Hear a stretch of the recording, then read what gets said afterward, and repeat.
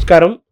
మనతో పాటు డాక్టర్ ఆళ్ల సత్యనారాయణ రెడ్డి గారు ఉన్నారు. వారు సీనియర్ గైనకాలజిస్టు, అలాగే సెక్స్ ఎడ్యుకేషన్ మీద కూడా స్పెషలైజేషన్ చేశారు. దాంతోపాటు సైకాలజీ చదువుకున్నారు. ఎన్నో ఏళ్ల పాటు ప్రభుత్వ వ్యవస్థలోనూ ప్రైవేట్ రంగంలోనూ కూడా వైద్య సేవలు అందించారు. వాళ్ళ అధ్యాపకులు పాఠాలు బోధించారు. జాతీయ వ్యాప్తంగా నేషనల్ లెవెల్లో అనేక సెమినార్లు, వర్క్షాప్స్ అటెండ్ అయ్యారు. ఎన్నో జర్నల్స్కి అద్భుతమైన ఆర్టికల్స్ రాశారు. వారు గైనకాలజిస్టుగా స్త్రీ యొక్క ఆరోగ్యం గురించి సంపూర్ణమైన అవగాహన ఉన్న వ్యక్తి. అయితే వారు జనరల్గా గైనకాలజిస్టులు ఎక్కువ మంది లేడీ డాక్టర్స్ ఉంటారు. వారు మేల్ అయినా కానీ గైనకాలజీ చేసి చాలా మంచి పేరు తెచ్చుకున్నారు. చాలా గొప్ప ఆరోగ్యాన్ని ఇచ్చారు. గైనకాలజీతో పాటు సెక్స్ ఎడ్యుకేషన్ మీద కూడా ఆయన చాలా మందిని అవేర్నెస్ తీసుకొచ్చి, ఒక అవగాహన కల్పించి, చైతన్యం తీసుకొచ్చి ఒక అంకిత భావంతో ఆయన పనిచేస్తున్నారు.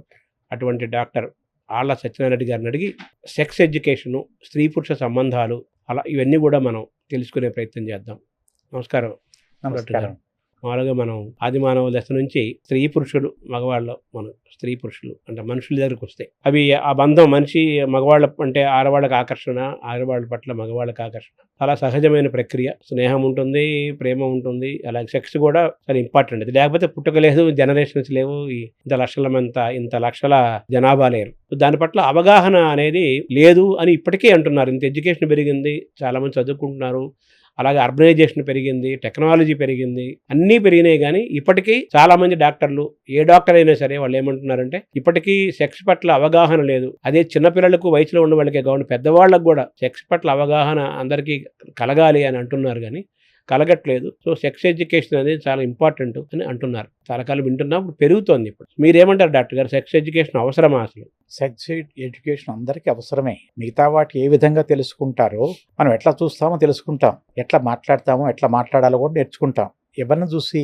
మిగతా వాళ్ళని చూసి నేర్చుకుంటాం. అన్ని మిగతా వాళ్ళని చూసి నేర్చుకుంటాం. మనం నేర్చుకునేది ఏదైనా కానీ పుస్తకాల్లో చదివి కాదు, మిగతా వాళ్ళని చూసి, పబ్లిక్ని చూసి ఏ విధంగా ఉన్నారో నేర్చుకుంటాం. కానీ సెక్స్లో ఆ వసతి లేదు. అందుకోసమనే కనీసం థియరీ వరకైనా మేము చెప్పగలం. కాబట్టి దీంట్లో నేర్చుకోవటం అనేది జ్ఞానం వరకే చేయొచ్చు, కానీ దాని గురించి దాపరికం ఉంది, అది కష్టమైంది. కానీ నేర్చుకున్నది వాళ్ళల్లో కూడా చాలా మంది తెలుసుకుంటున్నారు. తెలియదనే కాదు, చాలా మంది తెలుసుకుంటున్నారు. కానీ ఏమిటంటే ఆ తెలుసుకుంది ఎక్కడి నుంచి? ఇంకోటి ఏమీ తెలియని వాళ్ళ దగ్గర నుంచి. అంటే ఇప్పుడున్నది ఇన్ఫర్మేషన్ లేక కాదు, మిస్ఇన్ఫర్మేషన్, అది ముఖ్యమైనది. ఉదాహరణకి రకరకాలైన మనుషులు వచ్చి మాట్లాడుతుంటారు, రోజు బోల్డైన పోస్టులు వస్తుంటాయి. కానీ వాటిల్లో అందరూ చదువుతుంటారు, అందరూ చూస్తుంటారు, దానికి ఎక్కువ వ్యూయర్షిప్ చాలా ఎక్కువ ఉంటుంది. కానీ ఎవరు అడగరు, ఈ చెప్పే మనిషి ఎవరు, వాళ్ళకి ఎట్లా తెలుసు? మెజారిటీ చెప్పే వాళ్ళంతా ఏదో వాళ్ళకి ఊహించుకుని చెప్తుంటారు అంతే. వాళ్ళకి దాని మీద నిజమైన శాస్త్రీయమైన అవగాహన లేదు. కానీ ఎప్పుడో కష్టం వచ్చిన మనిషిని చూసి ఉండరు. అందుకోసమని ఇప్పుడు కొంత కనీసం పెద్ద వయసు వచ్చిన తర్వాత అయినా, కొంత సీనియర్ అయిన తర్వాత అయినా మనం ఎవరికి నాలెడ్జ్ ఇవ్వాల్సిన అవసరం లేదు. చెడిపోయిన నాలెడ్జ్ని సరిచేస్తే చాలు. అంటే my job is to correct the misinformation that is spreading by non medical are medical personal. అది మనకు కావాల్సింది. అంటే ఇప్పుడు మీరు చెప్తున్నారు కదా, సెక్స్ మనిషి సహజంగా జరిగే ప్రక్రియ సెక్స్ అనేది. కానీ ఆ సహజంగా జరిగే ప్రక్రియలో ఎందుకు మనిషి వెనకబడుతున్నాడు? ఇప్పటికీ సెక్స్ సంబంధించిన దాంట్లో సహజంగా జరిగేది ఎట్లానో, మనం ఎందుకు సెక్స్ చేస్తున్నాం అనేది మొట్టమొదటి పాయింట్. మిగతా మనుషులకు తప్పితే, అంటే దానికంటే కొద్దిగా కోతులు దాకాను, అది పిల్లలు కనటానికి మాత్రమే. దానికోసమని ఒక పర్టికులర్ ఋతువు ఉంటుంది, ఫలానా రోజున, ఆ రోజున మాత్రమే పనిచేస్తాయి. కానీ దాంతో పాటు పిల్లలు పుట్టడం అనే దానితో పాటు సంతోషం అనే మాట జతగలిచింది. ఆ సంతోషం జతగలిచిన తర్వాత కూడా ఈ కష్టాలు రాలా. ఆ సంతోషానికి సంబంధించిన దాంట్లో చాలా సందర్భాల్లో కుటుంబ వ్యవస్థ వచ్చిన తర్వాత చాలా రెస్ట్రిక్షన్స్ వచ్చినవి. అంటే సుమారు 6000 సంవత్సరాల క్రితం రెస్ట్రిక్షన్స్ అనేది ఎవరెవరితో చేస్తుంటారు. అటువంటిప్పుడు కూడా ఏ కష్టం రాలా. ఈ రెస్ట్రిక్షన్స్ వచ్చిన తర్వాత అప్పుడు దాని నుంచి ఎక్స్పెక్టేషన్స్ పెరిగిపోయినవి, అందుకని కష్టాలు వస్తున్నాయి. ఇంతకుముందు కూడా కష్టాలు ఉన్నాయి, కానీ ఇప్పుడు కష్టాలు ఎక్కువైనాయి. ఎందుకని? మనం అన్ని విషయాల్లోనూ, ఉదాహరణకు తినటం లోపల, ఇంతకుముందు తినే దాంట్లో ఈ అరగకపోవడం అనేది మాట లేదు, కానీ ఇప్పుడు చాలామంది తినటం అరగలేదని చెప్తున్నారు. అదేవిధంగా సెక్స్లో కూడా అదే విధంగా వచ్చింది. అంతేగాని కొత్తగా మిగతా వాటిలో అన్నిట్లోనూ ఏ విధంగా కష్టాలు వస్తున్నాయో దీంట్లో కూడా అదే విధమైన కష్టాలు వస్తున్నాయి. కాకపోతే ఇది బయటికి వెల్లడి కాలేదు కాబట్టి ఇబ్బందులు వస్తున్నాయి. అంటే మీరు ఇప్పుడు ఈ సెక్స్ ఎడ్యుకేషన్ ఇన్ఫర్మేషన్ చాలా ఉంది, గూగుల్లో, వికీపీడియాలో చదువుతున్నారు, తెలుసుకోవడానికి ఉంది. బట్ థియరీ వేరు, ప్రాక్టీస్ వేరు. విషయం తెలుసుకున్న దాన్ని ప్రాక్టికల్గా దాన్ని ఆచరించాలి అంటే మీరు సంతోషం మనకు మాట వాడారు కదా, సో ఆ సంతోషం మిస్ అవుతున్నారు. అంతేనంటారా? అది సంతోషం పొందటానికి కోసమని ప్రయత్నం చేస్తూ పని పాడైపోతుంది. అదేనండి ఆపరేషన్ సక్సెస్ పేషెంట్ డౌట్ లాగా. అట్లా కాదు, భోజన హోటల్లోకి పోయిన తర్వాత వండటానికి కోసమని అన్ని దినుసులు ఉన్నాయి, కానీ వంట చేత కావట్లా. అదే మంచి ఆకలితో వెళ్ళాడు హోటల్కి, అక్కడ అన్ని ప్లేట్లు అన్నీ ఉన్నాయి, కానీ సరిగ్గా తినలేకపోతున్నాడు, అదించుకోలేకపోతున్నాడు. అటువంటిది దానికి కారణం ఏమిటి? కారణం రావటం ఊహల్లో బతకటం, నిజాల్లో కాకుండా ఊహల్లో బతకటం. దాని గురించి ఏమీ అవగాహన లేదు. ఒకవేళ అవగాహన ఉన్నా కానీ ఊహల్లో, అంటే ఉదాహరణకి చాలామంది బ్లూ ఫిలిం చూస్తారు, దాంట్లో ఏ విధంగా చేయాలో ఆ విధంగానే చేయాలి, అది నిజం అనుకుంటున్నారు.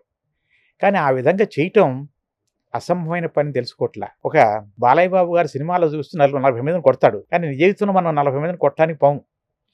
అదేవిధంగా బ్లూ ఫిలింలు ఆ విధంగా చేసిన విధంగా చేయాలని కోరుకుంటున్నాడు జనం. దాని నుంచి ఫెయిల్యూర్స్ వస్తున్నాయి. ఇప్పుడు రావడానికి మేజర్ కారణం ఇవాళ అదే కారణం. అంటే ఒకప్పుడు సెక్స్ పుస్తకాలు ఉండేవి, ఇప్పుడు వీడియోలు వచ్చేసాయి. సో ఇవన్నీ కూడా మనిషి సహజత్వానికి అసలుకి దూరంగా తీసుకెళ్తున్నాయి, ఊహల్లో తీసుకెళ్తున్నాయి అంటారు, అంతే కదా? దాంట్లో ఫిల్ములు చూపించి దేనికోసమని కొంత ఉద్రేకం కలిగించడానికి కోసం చేయాల్సింది. కానీ ఉద్రేకం కలిగించడానికి చేసే విధంగా చేసే ఫిల్ములన్నిటికీ ఏ చెడ్డా చేయదు. అందరూ అనుకుంటారు బ్లూ ఫిలిం చూడగానే చెడిపోతారన్నో. ఉద్రేకం కలిగించడానికి కానీ సంతోషం కలిగించడానికి కానీ ఏం చేసినా ఏమి ఇబ్బంది ఉండదు. కానీ దాన్ని వ్యసనంగా మారినప్పుడు మాత్రమే కష్టం వస్తుంది. ఇప్పుడు అదే విధంగా చేయాలనుకున్నప్పుడు మాత్రం కష్టం వస్తుంది. వ్యసనంగా మారటం, మీరు చెప్పినట్టుగా అందులో ఉన్నట్టుగా న్యాచురల్గా చేయాలనుకోవటం, అక్కడ ఫెయిల్ అవుతున్నాం సైకలాజికల్గా ఫీల్ అవటం, దీనివల్ల ఇంటర్ కోర్స్ అనేది సరిగ్గా జరగట్లేదు, అక్కడ ఫెయిల్ అవుతున్నాం. అయితే ఇప్పుడు మీరు మామూలుగా సంతానలేమి, ఫర్టిలిటీ ప్రాబ్లమ్స్ కూడా బాగా వస్తున్నాయి. అటు మీరు గైనకాలజిస్ట్ కూడా కదా, తర్వాత కాబట్టి అటు ఇటు పురుషులు మీరు, సో ఈ రెండు వైపుల నుంచి చెప్పగలిగిన ఒక ప్రత్యేకత మీ దగ్గరే ఉంది. సో ఇప్పుడు ఈ ఫర్టిలిటీ సెంటర్స్ కూడా బాగా పెరుగుతున్నాయి. ఈ సంతానలేమి అటు స్త్రీలకు ఎలాగో చేస్తున్నారు, పురుషులు కూడా కొంతమంది కలుస్తున్నారు. ఎక్కువ కలిసేది స్త్రీలే, పురుషులు కలిసే సంఖ్య తక్కువ అని చెబుతున్నారు. వాడు కూడా ఫర్టిలిటీ సెంటర్స్ వాళ్ళు కూడా, మా దగ్గరికి ఎక్కువ వచ్చేది స్త్రీలే వస్తారండి, వాళ్ళ అమ్మో వాళ్ళ అత్తగారో ఎవరో వస్తారు, వచ్చి మా అమ్మాయికి పెళ్ళి 3 ఏళ్ళు అయింది, 4 ఏళ్ళు అయింది, 5 ఏళ్ళు అయింది, ఇంకా ఇది ఎవరేదని చెప్పి వస్తారు. అబ్బాయిని తీసుకొని ఎప్పుడు రారు, అబ్బాయిని చెక్ చేయడం కానీ జరగట్లేదు, తక్కువ మంది వస్తున్నారు.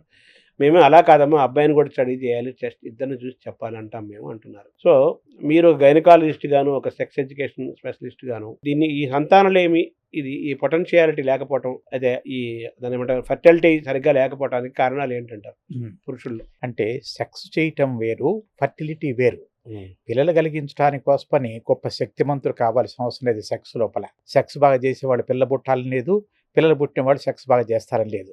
రెండు కలిసి ఉండేవే, కానీ రెండు వేరువేరుగా ఉంటాయి. ఇప్పుడు పిల్లలు కలగటం, ఇన్ఫర్టిలిటీ సెంటర్స్ ఎక్కువైనవి, ఇన్ఫర్టిలిటీ ఎక్కువైపోయింది. కానీ అది నిజమా? అనుమానమే.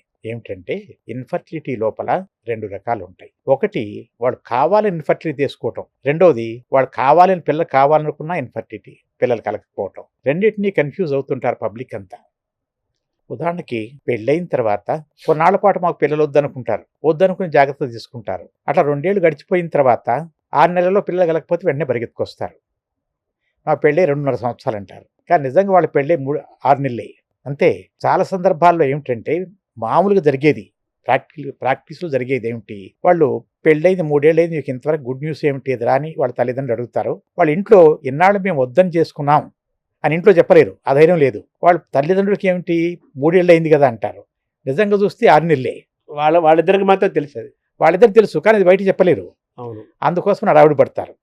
ఇప్పుడు ఈ ఇన్ఫర్టిలిటీ ఎక్కువ అవటానికి కారణం మెడికల్ డిసీజ్ ఉన్నాయి, కానీ దానికంటే మెడికల్ డిసీజ్ కానివి ఎక్కువ ఉన్నాయి. ఒకటి ఆలస్యంగా పెళ్లి చేసుకోవటం. ఎవరికైనా కానీ ఆడవాళ్ళకి ముఖ్యంగా పిల్లలు కలిగే సామర్థ్యం 20 ఏళ్ళకి మ్యాక్సిమం ఉంటుంది, 30 ఏళ్ల వరకు కూడా అదే విధంగా ఉంటుంది. 30 ఏళ్ల తర్వాత నుంచి కొద్దిగా తగ్గటం మొదలేస్తాయి, 35 ఏళ్ల తర్వాత బాగా తగ్గటం మొదలేస్తాయి, 40 తర్వాత మరీ తగ్గిపోద్ది. అంటే 20 ఏళ్ళకి పెళ్లి చేసుకున్నప్పుడు ఇంతకుముందు వాళ్ళు రాబోయే 10 సంవత్సరాల లోపల సూపర్ ఫర్టైల్ ఉన్న రోజుల్లో వెంటనే పిల్లలు కలిగేవాళ్ళు. 30 ఏళ్ళకి పెళ్లి చేసుకున్నారనుకోండి, ఫర్టిలిటీ తగ్గిపోయే స్థాయిలో వాళ్ళు, తగ్గిపోయే స్థితిలో వాళ్ళు పెళ్లి చేసుకుంటున్నారు. నంబర్ 1 ఆడవాళ్ళు.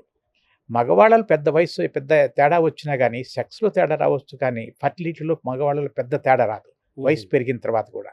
కాబట్టి ఆడవాళ్ళ వయసు ముఖ్యమైంది, నంబర్ 1. దాని తర్వాత పెళ్లి చేసుకున్న తర్వాత కూడా నాకు ఇప్పుడప్పుడే పిల్లలు వద్దు, ఎందుకు నా ఉద్యోగం ప్రమోషన్ రావాలి అంటే వాళ్ళు పిల్లల కంటే ముఖ్యంగా తన కెరీర్ గ్రోత్ని ఎక్కువగా కాన్సన్ట్రేషన్ చేస్తున్నారు. దీంతో పాటు ఇద్దరు ఉద్యోగాలు చేస్తూ ఒకళ్ళు బెంగళూరులో పనిచేస్తుంటారు, ఒకళ్ళు హైదరాబాద్లో పనిచేస్తుంటారు. ఎప్పుడు 15 రోజులకు ఒకసారి అబ్బాయి వస్తాడు, లేదు కొంతమంది ఇండియాలో ఉంటారు, ఒకళ్ళు అమెరికాలో ఉంటారు, లేదు మిలిటరీలో పనిచేస్తుంటాడు. ఇవన్నీ చాలా ఎక్కువైపోయిన ఇద్దరు పనిచేసరికి. ఇంతకుముందు ఒకళ్ళే పనిచేసేవాళ్ళు కాబట్టి భర్త ఎక్కడ ఉంటే అక్కడ పోయేది అమ్మాయి. ఇప్పుడు ఇద్దరు పనిచేసరికి ఇది. దాంతోపాటు మాకు ఇప్పుడప్పుడే పిల్లలు వద్దు అంటే వాళ్ళు ఎంత లెక్క ప్రకారం అంటున్నారంటే, ఉదాహరణకి ఓ మనిషి గల్ఫ్లో ఉద్యోగానికి పోయాడు, ఏదో డ్రైవర్ పని చేయడానికి. సంవత్సరానికి ఒకసారి ఇంటికి వస్తాడు, 2 నెలల పాటు ఇక్కడ ఉంటాడు, ఆ 2 నెలలు కడుపు చేయాలంటాడు. ఇది చాలా కామన్ హైదరాబాద్లో. అంటే ఇప్పుడు ఈ సెక్స్లో పాల్గొనటం వేరు, ప్రెగ్నెన్సీ రావటం వేరు కదా సార్. అవును, అందుకని అంటే ఆ 2 నెలల లోపల మీరు ప్రెగ్నెన్సీ చెప్పించాలి. అంటే ఏమిటంటే సృష్టి నియమం ప్రకారం దానంతరదే ప్రెగ్నెన్సీ వస్తుంది, ఎవరో ఏం చేయాల్సిన అవసరం లేదు. దాన్ని ఇన్ని రకాలైన పద్ధతుల ద్వారా మనం అడ్డుకుంటున్నాం, తెలుసో తెలియకో. అంటే సహజమైన ప్రక్రియని మనమే అడ్డుకుంటున్నాం, దాన్ని చేయడ్డు పెడుతున్నాం. అయిన తర్వాత నెక్స్ట్ వచ్చేసరికి అసలు పిల్లలు పుట్టలేదు లేదు అని ఎప్పుడు అనాలి? పెళ్ళైన నెలలో అనాలా? 3 ఏళ్ళ తర్వాత. పిల్లలు పుట్టడానికి కూడా ప్రతి ఒక్క పద్ధతి ప్రకారం ఉంటుంది. ఎవరైనా భార్యాభర్త ఇద్దరు కలిసి ఉంటున్నారనుకోండి, మామూలు జనాలు అంటే ఒక 30 ఏళ్ళ అబ్బాయి 25 ఏళ్ళ అమ్మాయి ఉన్నారనుకోండి, వాళ్ళల్లో రెగ్యులర్గా సెక్స్ చేసుకుంటూ ఒకే చోట కలిసి ఉన్నారు, సుఖంగా సంతోషంగా ఉన్నారు. అటువంటి వాళ్ళల్లో 3 నెలలు అయ్యేసరికి 40-50% మంది ప్రెగ్నెన్సీ వచ్చేస్తుంది. 6 నెలలు అయ్యేసరికి 60, మోర్ దెన్ 60 అంటే 2/3 పిల్లలు పుడతారు. సంవత్సరం అయ్యేసరికి 85% మంది పిల్లలు పుడతారు. సంవత్సరం దాటిన తర్వాత పిల్లలు పుట్టకపోతే మాత్రమే, అది కూడా సంవత్సరం పాటు ఇద్దరు ఒకే చోట కలిసి ఉండి రెగ్యులర్గా సెక్స్ చేస్తూ, అది అండర్లైన్ చేయాలి, రెగ్యులర్గా సెక్స్ చేస్తూ, అంతేగాని వీకెండ్ సెక్స్ చేయటం కాదు, రెగ్యులర్గా సెక్స్ చేస్తూ అప్పటికి కూడా పిల్లలు కలగకపోతే వాళ్ళు మాత్రమే పిల్లల కోసమని ట్రీట్మెంట్ చేసుకోవడానికి అర్హులు. కానీ మెజారిటీ ఇప్పుడు ఏమొస్తుందంటే, ఆ అమ్మాయి వస్తుంది, అబ్బాయి అమ్మాయి కలిసి వస్తారు, సార్ ఇన్నాళ్ళు మేము పిల్లొద్దు అనుకుని కండం వాడుకున్నామండి, కానీ మా ఆయన ఆన్ సైట్ మీద అమెరికా పోతున్నాడు 3 నెలల తర్వాత, కాబట్టి ఈ 3 నెలలు నాకు గర్భిణి రావాలంటుంది. 3 సంవత్సరాల పాటు వద్దనుకున్నా 3 నెలల పాటు కావాలంటే అంటే ఏమిటంటే, దేవుడు అనొద్దు, దేవుడో ప్రకృతి, దేవుడో దెయ్యం మనకు అనవసరం, కానీ ప్రకృతి అనేది ఉంది. కానీ ప్రకృతికి అనుగుణంగా నడవకుండా దానికి వ్యతిరేకంగా నడిచినప్పుడు ఇదే జరుగుద్ది. అంటే ఏమిటంటే టైమింగ్ ఆఫ్ ప్రెగ్నెన్సీ కూడా చేస్తున్నారు. నాకు ఏ రోజున ప్రెగ్నెన్సీ కావాలి అనేది, ఎప్పుడు కావాలి, ఇవన్నీ పిల్లలు కలగకపోవటానికి ఇప్పుడున్న పరిస్థితుల్లో ఇవన్నీ సిచ్యువేషన్స్, అంతేగాని నిజంగా మెడికల్ డిసీజ్ కాదు. ఇది ఫస్ట్ పాయింట్. ఇవన్నీ ఏమైనా డాక్టర్ సరి చేయాలా? మనంతా మనం సరి చేసుకోవాల్సిందే, నంబర్ 1. ఇక నెక్స్ట్ వచ్చేది నిజంగా పిల్లలు కలగరు. ఎందుకు కలగరు? అమ్మాయిలో తప్పు ఉండొచ్చు, అబ్బాయిలో తప్పు ఉండొచ్చు, అమ్మాయిలు అబ్బాయిలు ఇద్దరిలో తప్పు ఉండొచ్చు, ఎవరిలోనే ఉండొచ్చు. ఇంతకుముందు వరకు అదంతా పిల్లలు పుట్టడం అనేది, అంటే పాతకాలం పద్ధతి ప్రకారం సెక్స్ చేయటం అనేది మగవాడి బాధ్యత, కాన్పు గంటం అనేది ఆడవాళ్ళ బాధ్యత. కాబట్టి సెక్స్ చేశారంటే పిల్లలు పుట్టకపోతే అమ్మాయి తప్పు, అంతే. సెక్స్ చేయలేకపోతే మగవాడి తప్పు, అది ఎవరిదైనా కానీ, అది అన్రిటర్న్ లా ఇవంతా. కానీ నిజంగా ఇప్పుడు చూసేటైతే ఒక 100 మంది నా దగ్గరకు వచ్చాను పిల్లలు కలగలేదు అని లెక్క ప్రకారం సంవత్సరం తర్వాత అనుకుంటే, సుమారుగా బండగ చెప్పడానికి వస్తుంది, ఓ 30 మందిలో అమ్మాయిలో మాత్రమే తప్పు ఉంటుంది, ఒక 30 మందిలో అబ్బాయిల్లో మాత్రమే తప్పు ఉంటుంది, ఒక 30 మందిలో అబ్బాయిల్లో కొంత తప్పు, అమ్మాయిలో కొంత తప్పు ఉంటుంది. అంటే ఓవరాల్గా చెరుసగం.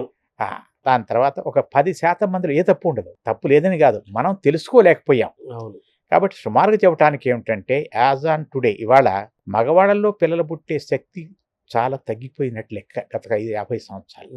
అంటే ఇవాళ అందరూ అనుకుంటారు టెస్ట్ ట్యూబ్ బేబీస్ అంటే చేస్తున్నారు కదా, టెస్ట్ ట్యూబ్ పోతారు కదా, అంటే టెస్ట్ ట్యూబ్ చేస్తున్నారంటే అమ్మాయి మీద చేస్తున్నారు, కాబట్టి తప్పు ఎవరిది అనుకుంటాం? అమ్మాయిది. కానీ నిజంగా టెస్ట్ ట్యూబ్ బేబీ నేను 10 కేసులు చేశానంటే దాంట్లో 6 కేసులు మగవాడి ప్రాబ్లం వల్లనే చేసేది. అంటే మగవాడి ప్రాబ్లం తీర్చడానికి కోసమని ఆడవాళ్ళ మీద ప్రొసీజర్ చేస్తున్నాం. ఈ పాయింట్ గుర్తుపెట్టుకుంటే చాలు. అంటే ఏమిటంటే ఇప్పటికీ పిల్లలు కలగకపోవటం లోపల 50-50 అనుకోని కారణాలు సుమారుగా, కానీ little more in favour of men, అంటే మగవాళ్ళు ఎక్కువ, అంటే ప్రాబ్లం మగవాళ్ళు ఎక్కువ ఉన్నది. ఇంకా మీరు తెలుసుకోదలుచుకుంటే అంటే ఈ విషయంలో మగవాళ్ళలో ఎక్కువ సెక్స్, మగవాళ్ళలో ఎక్కువ పిల్లలు పుట్టే సామర్థ్యం తగ్గిపోయింది. ఎందుకంటారు డాక్టర్ గారు? ముందు ఏమిటని తెలుసుకోండి. ఎందుకంటే ముందు తర్వాత ఎందుకు? అంటే ఏమిటంటే, ఉదాహరణకి 50 సంవత్సరాల క్రితం ఇంద్రియం పరీక్ష చేశారు అందరికీ. ఇవాళ ఇంద్రియం పరీక్ష చేశాం. ఒక యావరేజ్ వాల్యూస్ వస్తాయి కదా. స్పెర్మ్ కౌంట్ ఏదంటే ఆ స్పెర్మ్ కౌంట్ ఉంటుంది. ఆ స్పెర్మ్ కౌంట్ కానీ కదలటం కానీ ఇవన్నీ సగం తగ్గిపోయినాయి. ఇంతకుముందు నేను 40 సంవత్సరాల నుంచి ప్రాక్టీస్ చేస్తున్నది. ఆ రోజుల్లో 60 మిలియన్లు రొటీన్, ఇవాళ 15 మిలియన్లు ఉండగానే చంకలు గుద్దుకుని సంతోషపడుతున్నా. అంటే ఏమిటంటే ఇది చాలా తగ్గిపోయింది. అంటే ఏమిటంటే అది తగ్గిపోయిందంటే నిజంగా తగ్గిపోయిందా? తగ్గిపోయింది. కానీ ఇంతకుముందు అవసరానికంటే ఎక్కువ ఉన్నది, ఇప్పుడు అవసరానికంటే తగ్గింది. అతివృష్టి అనావృష్టి లాగా. ఇప్పుడు మీ ప్రశ్న సమాధానం. ఎందుకు తగ్గిపోయింది అంటే మీకు ఉదాహరణకు చెప్తాం. పిచ్చుకలు చచ్చిపోయినాయి, పిచ్చుకలు కనపట్ల. అది ఎందుకని పిచ్చుకలు రిప్రొడక్షన్ లేక పుట్టట్లేదు, ఎందుకు బతకట్లేదు? అదే కారణాలు మనిషికి కూడా వర్తిస్తాయి. Very simple logic. అదే కారణాలు వర్తిస్తాయి. ఇంతకుముందు మీరంతా చూస్తుంటారు ఊళ్ళల్లో పిచ్చుకలంతాను ఒక 10 నిమిషాల లోపల కనీసం 15 సార్లు సెక్స్ చేసుకునేవి. గుర్తే కదా, కిచకిచలు సౌండ్లు వస్తాయి. అది అందుకని పాతకాలం ఉరు పిచ్చుకలేహి అనేవాళ్ళు దాన్ని. ఇప్పటికంటే ఇప్పటికే మాట వినబడుతుంది. అదే మరి ఇప్పుడు అవి లేవు. ఎందుకనంటే వాతావరణం మనం చెరగొట్టుకోవటం, ఒకటి సరైన తిండి లేకపోవటం, బలమైన తిండి, పటుత్వం తిండి అంటారా? మా సెక్స్ పటుత్వం కాదు, ఇంద్రియ పటుత్వం. ఇంద్రియ పటుత్వం అంటే పిల్లలు కలిగించే శక్తి లేకపోవటానికి కారణం ఒకటి తిండి. అంటే ఏమిటంటే పెస్టిసైడ్స్ వేసిన ఫుడ్స్ లోపల, పెస్టిసైడ్స్ వేసిన ఫుడ్స్ తిన్న వాళ్ళందరికీ హార్మోన్లు తగ్గిపోతాయి, సెమెన్ తగ్గిపోద్ది. రెండోది ప్లాస్టిక్ కంటైనర్స్ లోపల, ప్లాస్టిక్ లోపల ఫుడ్ ప్రిజర్వేటివ్స్ వేసిన ఫుడ్స్ అని దాచిపెట్టి చాలా రోజుల పాటు పెడుతున్నారు. అవి తినటం వలన చికెన్ అంటే అందరు ఇష్టపడి తింటుంటారు. ఎందుకని? చికెన్ లోపల కొవ్వు శాతం ఎక్కువ ఉంటుంది, ప్రోటీన్ శాతం బాగుంటుంది, కొవ్వు శాతం ఇంకా బాగుంటుంది, కాస్త లావుగా ఉంటుంది. అంటే కోళ్ళు బలంగా లావుగా రావటానికి కోసమని, అంటే లెగ్ పీస్ పెద్దది కావటానికి కోసమని దానికి ఫీమేల్ హార్మోన్ వాళ్ళ ఫీడ్లో కల్పిస్తారు. ఇది అందరికీ తెలిసిందే. ఫీమేల్ దాని ఫీడ్లో కల్పిస్తారు. అది మందు కానీ లేకపోతే దానికి సంబంధించిన ఫుడ్ కానీ దానికి ఇస్తారు. దాంట్లో ఫీమేల్ హార్మోన్ కొద్ది మోతాదులో ఉంటుంది ఇప్పటికీ. అది రోజు అదే తింటున్నాం అనుకోండి, అంటే మన ఫీమేల్ హార్మోన్ని కౌంటర్ యాక్ట్ చేయడానికి ఫీమేల్ హార్మోన్ కూడా మనం తింటున్నాం ఆటోమేటిక్గా. అంటే ప్రతి ఒక్కరు తినంగానే అంటే పిల్ల పుట్టుకున్నది. ఇవి ఒక పాయింటే. దాంతోపాటు శుభ్రమైన నిద్ర లేకపోవటం, హార్మోన్లన్నీను తెల్లవారుజామున ఎక్కువ రిలీజ్ అవుతాయి. మగవాళ్ళకు సంబంధించిన హార్మోన్స్ అన్నీ తెల్లవారుజామున ఎక్కువ రిలీజ్ అవుతుంటాయి. అంటే ఎరక్షన్ కూడా అటైల్ ఎక్కువ ఉంటుంది. అంటే తెల్లవారుజామున ఎక్కువ ఉంటుంది. అదే నైట్ డ్యూటీ చేస్తున్నాడు అనుకోండి, వాడికి తెల్లవారుజాము ఏమిటాడా? అంటే మన నిద్ర సైకిల్ని, ప్రతి ఒక్కటి నిద్రలో ఇంత బాగా పనిచేయాలి అంతే కదా.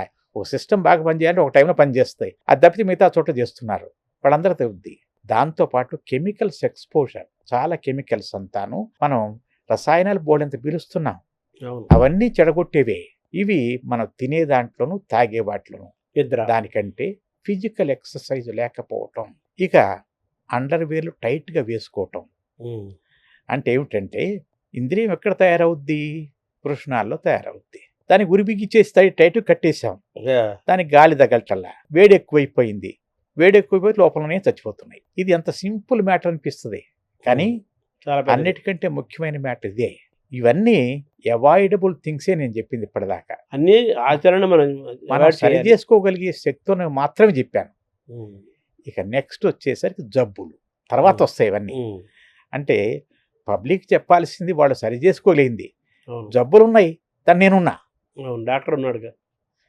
ఇక అటువంటి వాటిల్లో కూడా చాలా మందికి రకరకాలైన జబ్బులు వస్తున్నాయి.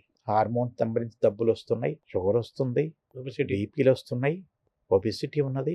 ఇన్ఫ్యాక్ట్ చెప్పటానికి ఒబిసిటీ ఉన్న వాళ్ళందరికీ మేల్ హార్మోన్ ఫీమేల్ హార్మోన్గా మారే అవకాశం ఎక్కువ ఉంది. మొత్తం వాడు ఇదే మారిపోతుంది. వాళ్ళ కొవ్వు ఎంత ఎక్కువ ఉంటే అంత ఫీమేల్ హార్మోన్ తయారవుతుంది, మేల్ హార్మోన్ ఫీమేల్ హార్మోన్ తయారవుద్ది. అంటే మనంతరం మనం మన హార్మోన్ మార్చుకుంటున్నాం, మగతనాన్ని కోల్పోతున్నాం తెలుగులో చెప్పాలి. దీంతో పాటు అన్నిటికంటే ముఖ్యమైనది సిగరెట్ తాగటం. సిగరెట్ తాగినప్పుడు దాంట్లో ఉన్న నికోటిన్ పోయి లోపలికి ఒక ప్రతి పార్ట్కి బ్లడ్ సప్లైని తగ్గించేస్తాయి. టెస్టిస్ కూడా, ఆక్సిజన్ పంపింగ్, బ్లడ్ సర్క్యులేషన్ తగ్గిపోద్ది. హార్ట్ బ్లడ్ సర్క్యులేషన్ తగ్గినట్టు కింద సర్క్యులేషన్ తగ్గిపోతుంది. అంటే ఎలక్ట్రిసిటీ పాస్ అవ్వాలి, విద్యుత్. ఇక దాంతో పాటు అంటే ఇవన్నీ రోజువారీ మనం చేసే పనులే. Alcohol sir? ఆల్కహాల్ మరీ చెడ్డ చేయదు, కానీ ఆల్కహాల్ చెడ్డ చేస్తుంది నేను కాదంటల్లా. కానీ ఏమిటంటే పిల్లల కోసమని చెడ్డ చేయలేదు. ఎందుకని పిల్లల కోసం వచ్చే మనుషులు ఎన్నాళ్ళు 25 నుంచి 47, 45 ఏళ్ళ మధ్యలో వాళ్ళు వస్తారు. కానీ ఆల్కహాల్ యొక్క ఎఫెక్ట్ చెడ్డ జరగటానికి కావాల్సింది చాలా సంవత్సరాలు పట్టుద్ది. అండర్స్టూడ్. అదే. 10 ఏళ్ల తర్వాత 20 ఏళ్ల తర్వాత వాళ్ళు ఎవరు పోద్ది. ఇమీడియట్ ఆ లోపల పిల్లలు అయిపోతారు. కాబట్టి పిల్లల కోసమని మాత్రం అది పెద్ద ఎఫెక్ట్ ఇవ్వదు. Smoking dangerous. డేంజరస్. స్మోకింగ్ వెంటనే మనం ఇవాళ స్మోక్ చేసామంటే వెంటనే బ్లడ్ పైప్స్ బ్లాక్ అయిపోతుంటాయి. అంటే ఇవన్నీ మనకున్నటువంటి అలవాట్లని చెడగొట్టుకోవటం. ఇక డిసీజెస్ కొన్ని ఉన్నాయి, అవి మా పరిధిలో ఉండేవి. డిసీజెస్ ఉన్నాయి, దానికి ట్రీట్మెంట్ చేస్తుంటాం. కానీ దీంట్లో అన్నిటికంటే ముఖ్యమైనది ఏమిటంటే డిసీజెస్ లోపల అవాయిడబుల్ మాత్రమే చెప్తాను ఇప్పుడు. అవునది. సెక్షువల్లీ ట్రాన్స్మిటెడ్ డిసీజ్ అంటే సుఖవ్యాధులు వచ్చిన వాళ్ళలో కొంతమందికి లోపల పోయి ఇన్ఫెక్షన్స్ తయారు చేస్తాయి, పైపును బ్లాక్ చేస్తాయి. ఇవన్నీ ఇంకా చాలా కారణాలు ఉన్నాయి, కానీ అవన్నీ పబ్లిక్ అవసరం లేదు. మిగతా కారణాలన్నీ మేము చూసుకునే కారణాలు. డాక్టర్ ఏరియా అది ఇవన్నీ దాటిపోయితే మిగతా కారణాలు ఉన్నాయి. సార్ ఇప్పుడు ఈ సెక్స్ పొటెన్షియాలిటీ దాని పర్ఫార్మెన్స్ పెరగడానికి క్యాప్సిల్స్ చాలా ప్రచారంలో ఉన్నాయి. అన్ని వయసుల వాళ్ళు వేసేసుకున్న అద్భుతమైన ప్రచారం జరుగుతుంది. అలాగే లేటెస్ట్ ఏమో తెలియదు, ఈ వీర్య నిరోధాన్ని నిరోధించే మాత్రల రూపంలో కూడా వచ్చాయంటున్నారు. ఈ రెండింటిని ఎలా చెప్తారు సార్? వీర్య నిరోధం మాత్రలను ఎలా చూడాలి? ఈ పనిచేస్తాయా? దీనివల్ల ఉపయోగం ఉందా? వీర్య సైడ్ నిరోధం ఎఫెక్ట్స్ అంటే ఉంటాయా? ఏమిటి మీరు చెప్పింది? వీర్య నిరోధం అంటే బయటికి రాకుండానా, ఆలస్యం చేయటానికా? అలాగే దాని యొక్క ఇది పర్ఫార్మెన్స్ సరిగ్గా జరగకుండా ఉండడం కోసం అని. పెర్ఫార్మెన్స్ జరగటానికి మందులు ఉన్నాయి, పెర్ఫార్మెన్స్ జరగకుండా ఉండటానికి కూడా మందులు మందులు ఉన్నాయి. ఉన్నాయి. తర్వాత ఈ వీర్యాన్ని నిరోధించే మందులను కొత్తగా వస్తాయి అంటున్నారు. వీర్యాన్ని నిరోధించేది కాదు, వీర్యం ఆలస్యంగా అయ్యేట్టు చేసేది, వీర్యం పడకుండా చేసేవి ఎంతసేపు చేసినా అవి ఉన్నాయి. కానీ వీర్యం తయారవ్వకుండా చేసేవి కూడా ఉన్నాయి. ఎట్లానో ఫ్యామిలీ ప్లానింగ్ కోసమని. అదే అంటున్నా. ఫ్యామిలీ ప్లానింగ్ లేటెస్ట్ గా మాత్రలు వచ్చాయి. లేటెస్ట్ గా చాలా నుంచి ఉన్నాయి, కానీ అది 100% ఎఫెక్టివ్నెస్ కాదు. అంటే పిల్లల కోసం పిల్లలు వద్దనుకునే వాళ్ళకి చాలా మందికి ఇది ఆడవాళ్ళకి ఆపరేషన్ చేస్తారు, కానీ వీర్యం తయారు కాకుండా చేసినప్పుడు పిల్లలు పుట్టరు. కానీ అది 100% ష్యూర్గా ఉండాలి. ఏ పనైనా పబ్లిక్ ఇచ్చేటప్పుడు 100% ష్యూర్గా ఉండదు, గ్యారంటీ లేదు. ఎంతో కొంత ఇంత తయారైంది అనుకోండి, ఫెయిల్యూర్ రేట్ ఎక్కువ ఉంటుంది. సో వీర్యం అనేది అసలు ప్రొడ్యూస్ అవ్వకుండా కూడా మాత్రలు అందుబాటులో ఉన్నాయని కరెక్టేనా? అది వీర్యం ప్రొడ్యూస్ కాకుండా మాత్రలు ఉన్నాయి, కానీ అవి ప్రాక్టికల్గా వచ్చేవి కావు. ఏమిటంటే వీర్యం ప్రొడ్యూస్ అవ్వకుండా చేసేవి ఉన్నాయి, వీర్యం ప్రొడ్యూస్ అయిన తర్వాత కదలిక తగ్గించేవి కూడా ఉన్నాయి. కానీ అవన్నీ 100కి 100 పాళ్ళు చేసినప్పుడు మాత్రమే ఫ్యామిలీ ప్లానింగ్ కింద పర్మిషన్ ఇవ్వాలి. లేకపోతే ఎప్పుడు 100 మందిలో ఒకళ్ళిద్దరికి సరిగ్గా పనిచేయలేదనుకోండి, అప్పుడు ఫెయిల్యూర్ ఛాన్స్. అది తప్పు కదా. అంటే పబ్లిక్ 100 పాళ్ళు ఉండాలి ఫ్యామిలీ ప్లానింగ్లో. అలాగే ఇప్పుడు ఏ వయసు వాడైనా కానీ క్యాప్చర్ వేసుకుంటే మీరు మొత్తం గుర్రంలాగా ఇది చేస్తారు అంటే రకరకాలుగా వింటున్నారు. అవును, ఇది ఎంతవరకు కరెక్ట్ వాస్తవం సైంటిఫిక్గా ఏమి ఒక మనిషి సెక్స్ సంబంధించిన దాంట్లో శక్తిని పెంచేవి ఏమీ లేవు. శక్తిని పెంచగలిగేది ఆ మనిషి మనసు ఒక్కటే. అద్భుతంగా చెప్పారు. కానీ శక్తి పోయిన వాళ్ళకి దాన్ని తిరిగి తీసుకురావడానికి ఉన్నాయి. ఇప్పుడు ఏజ్డ్ పర్సన్స్ ఉంటారు, వయసు మీరిపోయిన తర్వాత సెక్స్ సంబంధించిన కష్టాలు వస్తాయి. వాళ్ళకి నిజంగా జబ్బు వలన సెక్స్లో ఎరెక్షన్ ఫెయిల్యూర్ వస్తుంది, కదంటలేదు. కానీ వాళ్ళకి మందులు ఇచ్చి ప్రతి ఒక్కళ్ళని సరి చేయొచ్చు. మందులు కాకపోతే ఇంజక్షన్లు ఉన్నాయి, ఇంజక్షన్లు కాకపోతే ఆపరేషన్లు ఉన్నాయి, మెషిన్లు ఉన్నాయి. కానీ ట్యాబ్లెట్లు అనేది క్యాప్సూల్స్ అది అంటే బయట వాళ్ళు ఇచ్చే క్యాప్సూల్స్ అన్ని అంటే నాన్ మెడికల్ క్యాప్సూల్స్ బజార్లో ఏవో తయారు చేస్తారు. దాంట్లో 2 రకాలు ఉంటాయి. ఒకటి ఆయుర్వేదం క్యాప్సూల్స్ అని చెప్పేవన్నీ ఆయుర్వేదం కాదవి, అవన్నీ చెట్ల నుంచి తీసింది, మూలికలు వాటిని తీసింది. అంటే ఊళ్ళో రోడ్డు మీద ఏది బోర్లు పెట్టుకునేవి ఉంటాయి, దాంట్లో ఉన్నాయి. నిజంగా తప్పేం కాదు అది. కానీ ఇంతవరకు అవేవి అంటే దాన్ని న్యూట్రాస్యూటికల్ అంటాం. అంటే సెక్స్ సంబంధించిన దాంట్లో ఉద్రేకం కలిగించడానికి కానీ గట్టితనం సరిగా రావటానికి కానీ మీరు నాన్ మెడికల్ క్యాప్సూల్స్, అర్థమైంది కదా, నాన్ మెడికల్ మీరు పేపర్లో అడ్వర్టైజ్మెంట్ చేసే నాన్ మెడికల్ క్యాప్సూల్స్ అన్నీ ఏవి నిజమైన ఎరెక్షన్ ఫెయిల్యూర్ని సరిచేయలేవు. నిజమైన ఫెయిల్యూర్ని ఏది సరిచేయలేదు. దానికి స్పెసిఫిక్ ఇందువలన పోయింది, దీనికి ఈ మందు ఇందువలన పోయింది, ఉదాహరణకు హార్మోన్ తక్కువ ఉంది, ఏ క్యాప్సూల్ వేసుకుంటే ఎవడికి పనికి వస్తుంది? బ్లడ్ పంపింగ్ పోయింది, ఏ క్యాప్సూల్ వేసుకుంటే ఏమొస్తుంది? అవన్నీ ఇంతవరకు పనిచేస్తాయి అనేది ప్రూఫే లేదు. అంటే మిగతా విషయాల్లో పనిచేస్తలేదు చెప్పొచ్చు. పారాసిటమాల్ ట్యాబ్లెట్ వేసుకున్న జ్వరం తగ్గింది లేదు వెంట కనిపిస్తుంది, కానీ సెక్స్ బాగా పనిచేశారు లేదు ఎవరికి తెలియదు. ఆ సెక్స్ చేయటానికి కోసమని వాడి మనసు నేను సెక్స్ కోసమని ట్యాబ్లెట్ వేసుకున్నానని ఆ అహంతో, ఆ యొక్క నమ్మకంతో సెక్స్ ప్రాబ్లమ్స్ సాల్వ్ అయ్యేవాళ్ళు చాలా మంది ఉన్నారు. అంటే సెక్స్ ఒక రకంగా మానసిక నుంచి మనసు నుంచి శరీరంలోకి వెళ్తుంది. దీన్నే ప్లేస్బో ఎఫెక్ట్ అంటాం. అంటే ఏ మందు లేకపోయినా సత్యనారాయణ రెడ్డి గారు చాలా గొప్ప ఆయన చేత్తో ఏ ట్యాబ్లెట్ ఇచ్చినా కానీ సూపర్గా పనిచేస్తానని నమ్మకం ఉందనుకోండి, నేను పోయి మట్టిది పిల్ల తీసుకొచ్చి క్యాప్సూల్లో పెట్టి ఇచ్చినా కానీ పనిచేస్తుంది వాడికి. అలాంటిది అవి ప్లేస్బో అంటారు దాన్ని, దాని ఎఫెక్ట్. అంటే మీరు చెప్పినటువంటి ఈ క్యాప్సూల్స్ అన్నీ ఆ ప్లేస్బో ఎఫెక్ట్ వల్ల కంటే ఎక్కువ పనిచేసేవి కావు. రియల్ మందులు ఉన్నాయి, వైగ్రాల్ అంటే రియల్ మందులు ఉన్నాయి, నేను కాదంటలేదు. కానీ మీరు చెప్పే దాంట్లో కానీ చాలా మందులు ఏం చేస్తున్నారంటే, మీరు ఆన్లైన్లో దొరికేవి కానీ మిగతా చోట దొరికేవి కానీ ఇదే క్యాప్సూల్ లోపల వైగ్రా, వాడు ఆయుర్వేద మందులు అంటారు ఇవి అంటారు, దాంట్లో వైగ్రా పొడి కొంత కలిపి దాన్ని అమ్ముతున్నారు. ఇది ఇవాళ కాదు, మీకు నాళ్ళ క్రితం మీకు తెలియదు బహుశా, ఉదాహరణ 30 సంవత్సరాల క్రితం పేరు కంపెనీ ఎందుకులేండి, ఇవాళ పాపులర్ కంపెనీ వాళ్ళ దాన్ని ఈ విధంగా పట్టుకుని దాన్ని బ్యాన్ చేశారు ఆ రోజున. ఆ బ్యాన్ చేసిన తర్వాత దానికి దగ్గర వేరే పేరు మార్చి ఇవాళ ఈ విషయం లోపల చాలా పాపులర్ కంపెనీ అది. ఎందుకంటే అది రావడానికి దాని లోపల లిటిగేషన్ పెట్టా నేనే కారణం, నాకు అంటే అదే చరిత్ర, ఇది కాదు దీంట్లో కలిపిందని. అది ఆ విధంగా పనిచేయచ్చు. కానీ నిజంగా మెడికల్ మందులు ఉన్నాయి, నేను కాదంటలా, వాళ్ళు వేసుకోవచ్చు. మెడికల్ మందులు ఉన్నాయి, వైగ్ లాంటి మందులు ఉన్నాయి, దాన్ని వేసుకోవచ్చు. అయితే ఇప్పుడు హార్మోన్స్ యొక్క ఫంక్షనింగ్ బాగా జరగటానికి, స్పెర్మ్ కౌంట్ బాగా పెరగటానికి, ఎరెక్షన్ బాగా జరగటానికి, అలాగే sexual performance important, at the same time sex performance capacity వేరు, ప్రొడక్షన్ వేరు, ఫర్టిలిటీ వేరు అన్నారు కదా. వీటన్నిటిని కూడా మనం సరి చేసుకోవడానికి వైద్యాలు అందుబాటులో ఉన్నాయి. సరి చేసుకోవడానికి రెండు వేరు. ఒకటి మీరు అడిగిన ప్రశ్నలో sexual health and fertility health వేరు, రెండింటికి తేడా తెలుసుకోండి. సెక్షువల్ హెల్త్ వేరు, ఫర్టిలిటీ వేరు. రెండో భాగం లోపల సెక్షువల్ ప్రాబ్లమ్స్ వేరు, ఇన్ఫర్టిలిటీ వేరు. రెండింటి తేడా తెలిసింది కదా. Fertility, infertility. రెండవది sex function, sex dysfunction, sex సరి చేయలేకపోవటం. అదే అర్థమైంది.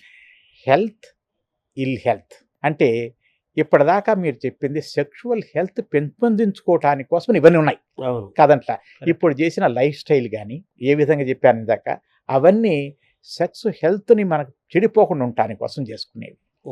కానీ నిజంగా సెక్స్ హెల్త్ పోయిన తర్వాత, ఫర్టిలిటీ పొటెన్షియల్ పోయిన తర్వాత, సెక్స్ ప్రాబ్లం వచ్చిన తర్వాత అది ప్యూర్ మెడిసిన్. అంటే దీంట్లో అర్థం చేసుకోండి, ఇంతకుముందు దాకా చెప్పింది సెక్షువల్ హెల్త్, ఇప్పుడు సెక్షువల్ మెడిసిన్. దానికి తేడా వైద్యం అంతే, ఇది ఒక జబ్బు అంతే. అంటే మీరు ఎట్లా చెప్పింది, అరే ఇది తినరా, ఇది తినొద్దు, ఇది తినొద్దు అనేది మనం ఆరోగ్యంగా ఉండటానికి కోసం చెప్పే భాష మాత్రమే. కానీ నిజంగా జబ్బు వచ్చిన తర్వాత ఇవన్నీ మందుకు సాయం చేస్తాయి, కానీ అది మందు కాదు. అవునవును, ఇంతకుముందు అది మందు కాదు, మందుతో సాయం చేస్తాయి. అంటే ఇవన్నీ లాంగ్ టర్మ్లో వచ్చేవి, అంతేగాని ఒక రోజులు వచ్చేవి కాదు. నిజంగా జబ్బు వచ్చేసింది, ఏదో మనకు వచ్చేది, నిజంగా బీపీ వచ్చింది, అంతేగాని ఇప్పటి నుంచి నువ్వు బాగుంటురా అంటే కుదురుద్దా? బీపీకి ట్యాబ్లెట్ వేయాల్సిందే. అవును.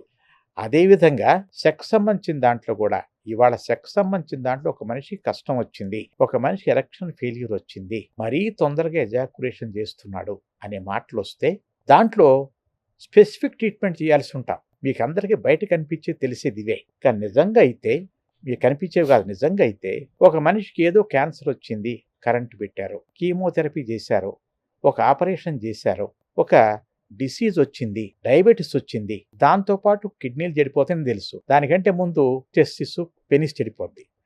అంటే ఇవన్నీ నిజంగా మెడికల్ డిసీజెస్. వాటన్నిటికీ చేయటానికే మేము సెక్సువల్ మెడిసిన్ స్పెషలిస్ట్ అన్నాం.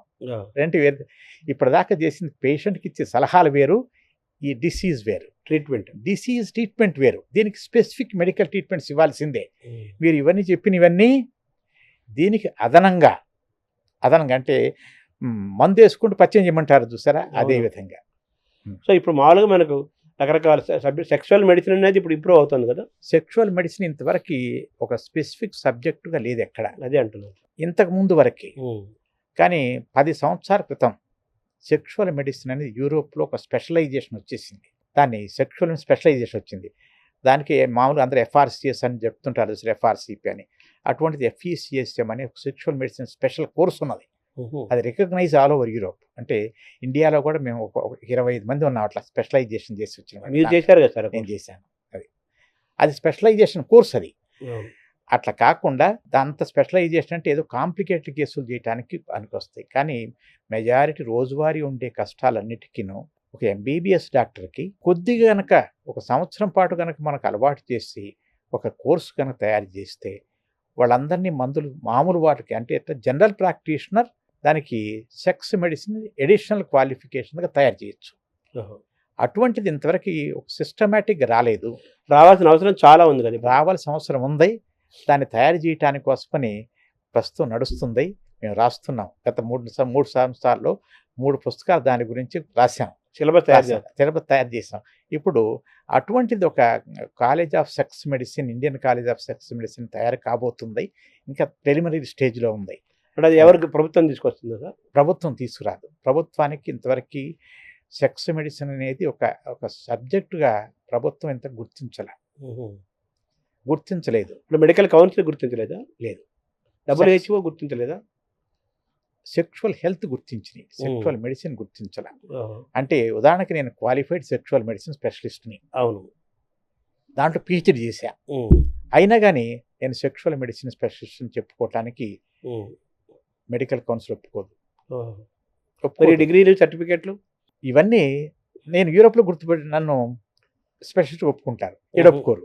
అంటే అసలు ఆ స్పెషలైజేషన్ అనేది లేనప్పుడు ఎలా యాక్సెప్ట్ చేస్తారు. అందుకని కనీసం కొన్నాళ్ల పాటు కనుక అందరికి నేర్పి ఒక సర్టిఫికేట్ ఇస్తే ఒక యూనివర్సిటీ నుంచి అట్లా ఒక యూనివర్సిటీతో మాటలు నడుస్తుంది. ప్రస్తుతం దాని కోర్స్ తయారు చేశాను. దాంట్లో అంటే కోర్స్ మెటీరియల్ తయారు చేయటం నా పని. గవర్నమెంట్ ఆఫ్ ఇండియా నుంచి, మినిస్టర్ ఆఫ్ హెల్త్ నుంచి, మెడికల్ కౌన్సిల్ నుంచి కూడా అధికారికంగా లీగల్గా దీనికి ఆ ముద్ర పడాలి. ఆ ముద్ర లేదు. రాబోయే కాలంలో కాదు, రాబోయే 10 సంవత్సరాలు వస్తాయని కూడా నాకు నమ్మకం లేదు. అవునా? కానీ నిజంగా ప్రాక్టికల్గా ఉండాలి మనకి. అంటే స్పెషలిస్ట్ అని బోర్డు పెట్టుకోకపోయినా కానీ అందరూ డయాబెటీస్ వాళ్ళు స్పెషలిస్ట్ అని బోర్డు పెట్టుకుని డయాబెటీస్ తీయట్లేదా? అదేవిధంగా దీనికి కూడా అన్నట్టు ఒక సంవత్సరం కోర్సు తయారు చేస్తున్నాం. రాబోయే కాలంలో వస్తుంది. ఇప్పుడు స్పెషలైజేషన్ మీరు అన్నట్టుగా మంచి టాపిక్ తీసుకొచ్చారు. ఒకప్పుడు ఎంబీబీఎస్ డాక్టర్ సుప్రీము సర్జన్ ఉండేవాళ్ళు, తక్కువ మంది ఉండేవాళ్ళు. అది మొన్నటిదాకా 30 ఏళ్ళు 40 ఏళ్ళ క్రితం వస్తాం, 30 ఏళ్ళు సుమారు 40 ఏళ్ళ క్రితం వరకు. ఇప్పుడు స్పెషలైజేషన్లు బాగా పెరిగిపోయాయి. అంత పెరుగుతున్నప్పుడు మళ్ళీ అందులో స్పెషలైజేషన్లు, మళ్ళీ సూపర్ స్పెషలైజేషన్లు, మళ్ళీ అన్న బోల్డ్ బ్రాంచెస్, ఇన్ని జరుగుతున్నాయి కదా. ఇన్ని జరుగుతున్నప్పుడు అసలు మనుషులు, స్త్రీ పురుషులు, మనుగడ, ఉత్పత్తి పెరగటము మూలాధారమైన సెక్స్ కదా. దీన్ని ఎందుకు స్పెషలైజేషన్ ఎందుకు తేవట్లేదు? మీరు అడిగిన ప్రశ్న కరెక్ట్ అయింది, మంచిదే. కానీ ఏమిటంటే మిగతా వాటన్నిటికీ ఉదాహరణ కిడ్నీ స్పెషలిస్ట్ అనుకోండి, వాళ్ళు కిడ్నీ బాగా పనిచేస్తుంది లేదు అంతవరకే చూస్తాడు. కానీ సెక్స్ దగ్గరకు వచ్చేసరికి ఒక మనిషి యొక్క టోటల్ ఒకటి psychology, psychiatry, male, gynaecology, medicine, urology, sexual infections, ఇవన్నీ కలిపి ఇవన్నిటిలో నాలెడ్జ్ ఇంత ఉండాలి. ప్రతి దాంట్లో నాలెడ్జ్ ఉండాలి. ఒక టీం బృందం ఏర్పడాలి. ప్రతి దాంట్లో నాలెడ్జ్ ఉండాలి. బృందం అంటే అందరు కలిపి చేయటం వేరు. ఏ స్పెషలిస్ట్ ఆ స్పెషలిస్ట్. కానీ ఏ స్పెషలిస్ట్ చేసినంత మాత్రం సెక్స్ జరగదు. అందరికి కలిపి యాంకర్ మనిషి ఒకడు ఉండాలి అక్కడ. అన్ని తెలిసినవాడు. ఇప్పుడు ఒక సెక్షువల్ మెడిసిన్ అంటే ఇవన్నీ నేర్చుకోవాల్సి ఉంటాం. ఇవన్నీ నేర్చుకున్న తర్వాత కాబట్టి స్పెషలైజేషన్ చేయడానికి దీంట్లో నా కష్టం ఉంది. ఇన్ని స్పెషలైజేషన్లు కలిస్తే కానీ ఇన్ని స్పెషలైజేషన్ అంతా ఉదాహరణకి గైనకాలజీ కావాలి అంతే కదా, యూరాలజీ కావాలి, సెక్స్ ఇన్ఫెక్షన్స్ కావాలి, సైకాలజీ కావాలి, హార్మోన్ కావాలి, సైకాలజీ కావాలి. వీటన్నిటికీ కలిపి ఒకే మనిషి లోపల ఇవన్నిటినీ సబ్జెక్ట్ తయారు చేసి పెట్టడానికి అది చాలా కష్టమైంది. న్యూరాలజీ కూడా అవసరం ఉంటుంది సార్. యూరాలజీ చాలా అవసరం. ఎందుకంటే యూరాలజీ అంటే పెనిస్ టెస్టిస్ చేసేదంతా యూరాలజీ వాళ్ళే. న్యూరాలజీ అంటే న్యూరాలజీ కొద్దిగా ఉంది. Neurology brain related nerves, neurological function చాలా తక్కువ మందిలో ప్రాబ్లం ఉంటుంది. యూరాలజీ ప్రాబ్లం ఎక్కువ ఉంటుంది. న్యూరలాజికల్ ప్రాబ్లం కొంతమందిలో ఉన్నది, తక్కువ ఉన్నది కానీ ఉంటుంది. ఉదాహరణకి ఎవరికైనా వెను విరిగిపోయింది అనుకోండి, వాడు సెక్స్ జరగదు. కరెక్ట్. అటువంటి వాళ్ళు ఏ విధంగా జయించాలి అంటే అందరికి పారాప్లీజియా వాళ్ళు ఉన్నారు, అంటే వీల్ చైర్ బౌండ్ మనుషులు ఉన్నారు. వాళ్ళు వీల్ చైర్ బౌండ్ మనుషులు ఉన్నారు కానీ వాడి మనసు మాత్రం వీల్ చైర్ అవ్వలేదు కదా. వాళ్ళ వాడి మనసు వాడు 20 ఏళ్ల వయసులో ఉంటాడు, 18 ఏళ్ళ కుర్రోళ్ళలాగా ఉంటాడు. తనకు సెక్స్ కావాలి కానీ అంగం పనిచేయదు. అవును. అటువంటప్పుడు దానికి కూడా టెక్నిక్స్ వస్తున్నాయి. సో న్యూరా అటు ఆ స్పెషలైజేషన్ మేము చేసేది అర్థమైంది. అదే అర్థమైంది. అది కూడా అన్ని ఇన్ని ఉన్నాయి కోర్సులు, ఇన్నిట్లో నాలెడ్జ్ ఉండాలి. ఇన్నిట్లో నాలెడ్జ్ ఉన్నప్పుడు మాత్రమే వాడు రియల్ సెక్సువల్ మెడిసిన్ స్పెషలిస్ట్ అవ్వగలడు. కాబట్టి దాన్ని సపరేట్గా రావట్లు పెట్టడం లేదు, పెట్టడం చాలా కష్టమైన పని. అదే అట్లా కాకుండా ప్రతి ఒక్కళ్ళకి ఇంత నేర్పితే సరిపోద్ది. అంత దాకా అవసరం లేదు. ఎందుకంటే 90% కేసులన్నీ ఈ ఒక సంవత్సరం పాటు కనుక ఒక కోర్సు తయారు చేసి నేర్పితే సెక్స్ మెడిసిన్లో 90% కేసులను సరి చేయగలరు వాళ్ళు.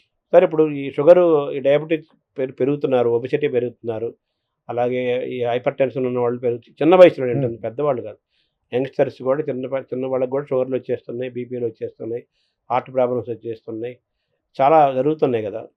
సో మీరు ఎలాగ ఇవన్నీ కూడా మీరు అంటగా ఈ సెక్షువల్ హెల్త్కి ఇవన్నీ కూడా ఒక ఇబ్బందికరమైన అబ్స్టకిల్స్ కాదు ఇవన్నీ, వీటిని మనం అధిగమించడానికి అవకాశం లేదా? మనకు ఆ మెడికేషన్, ఆ వైద్య విధానం ఉందా? ఒకటి అంటే సెక్స్ ఫెయిల్యూర్ రావటం అందరికీ మీకు తెలిసింది ఏమిటంటే, సెక్స్ మెడిసిన్ అనగానే ఒకటే అందరికి గుర్తుకొచ్చేది, వాడికి ఎరెక్షన్ ఉందా లేదా, అదొక్కటే వాళ్ళకి తెలుసు.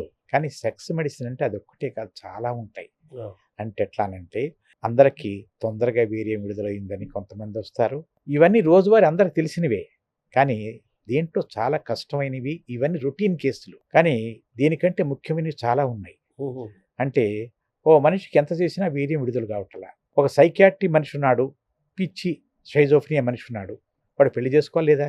అదే ఓ స్త్రీకి సెక్స్ సంబంధించిన దాంట్లో భయం ఉంది, ఆ సెక్స్ ఒప్పుకోవట్లేదు. లేదు, ఒక మనిషి హోమోసెక్స్ అయ్యాడు, వాళ్ళని మేనేజ్ చేయాల్సి ఉంటాం.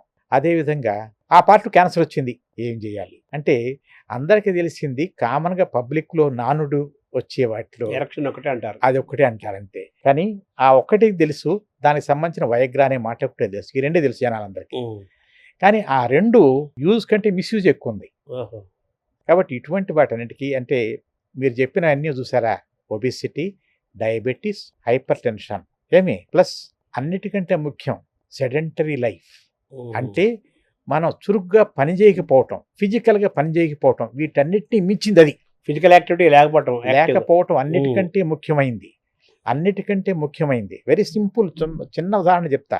మనం ఫిజికల్ ఎక్సర్సైజ్ చేస్తే మన బాడీ లోపల బ్లడ్ పంపింగ్ ప్రతి చోట ఒక 10% పెరుగుద్ది కదా, అక్కడ కూడా పెరుగుద్ది. అంటే ప్రైవేట్ పార్ట్స్ కూడా పెరుగుద్ది. అంటే మనం ఏం వద్దనుకున్నా కానీ 10% ఆల్రెడీ పెంచుకోగలుగుతున్నాం. అంటే మీరు చెప్పిన అన్నింటినీ కలిపి మెటబాలిక్ సిండ్రోమ్ అంటారు. డయాబెటీస్ ఇవన్నీ మెటబాలిక్ సిండ్రోమ్ అంటారు.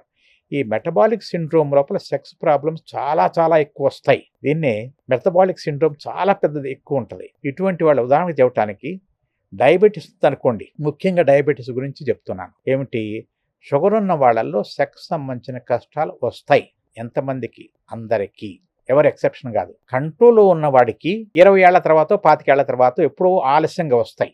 కంట్రోల్ లేని వాళ్ళకి 5 సంవత్సరాల తర్వాత వస్తాయి. అంటే ఇది ఎంత ముఖ్యమైందో తెలుసుకోవట్లేదు ఎవరన్నా. షుగర్ ఉన్న వాళ్ళు కానీ కంట్రోల్ చేసి నిజంగా తన లైఫ్ స్టైల్ని బాగు చేసుకున్నాడు అనుకోండి, వాళ్ళు జీవితాంతం సెక్స్ సరిగానే చేయగలరు. అంటే ఉదాహరణకి ఓ మనిషి 40 ఏళ్ళప్పుడు డయాబెటీస్ వచ్చింది, తన కంట్రోల్ చేసుకోలేకపోయాడు, తన లైఫ్ స్టైల్ సరి చేసుకోలేదు. అటువంటి వాళ్ళల్లో 50 ఏళ్ళు వచ్చేసరికి 40 ఏళ్ళకి షుగర్ వచ్చింది, కంట్రోల్ చేసుకోవాలా. 50 ఏళ్ళు వచ్చిన తర్వాత సగం మందికి దుకాణం బంద్, మిగతా సగం మంది ఏదో కష్టపడి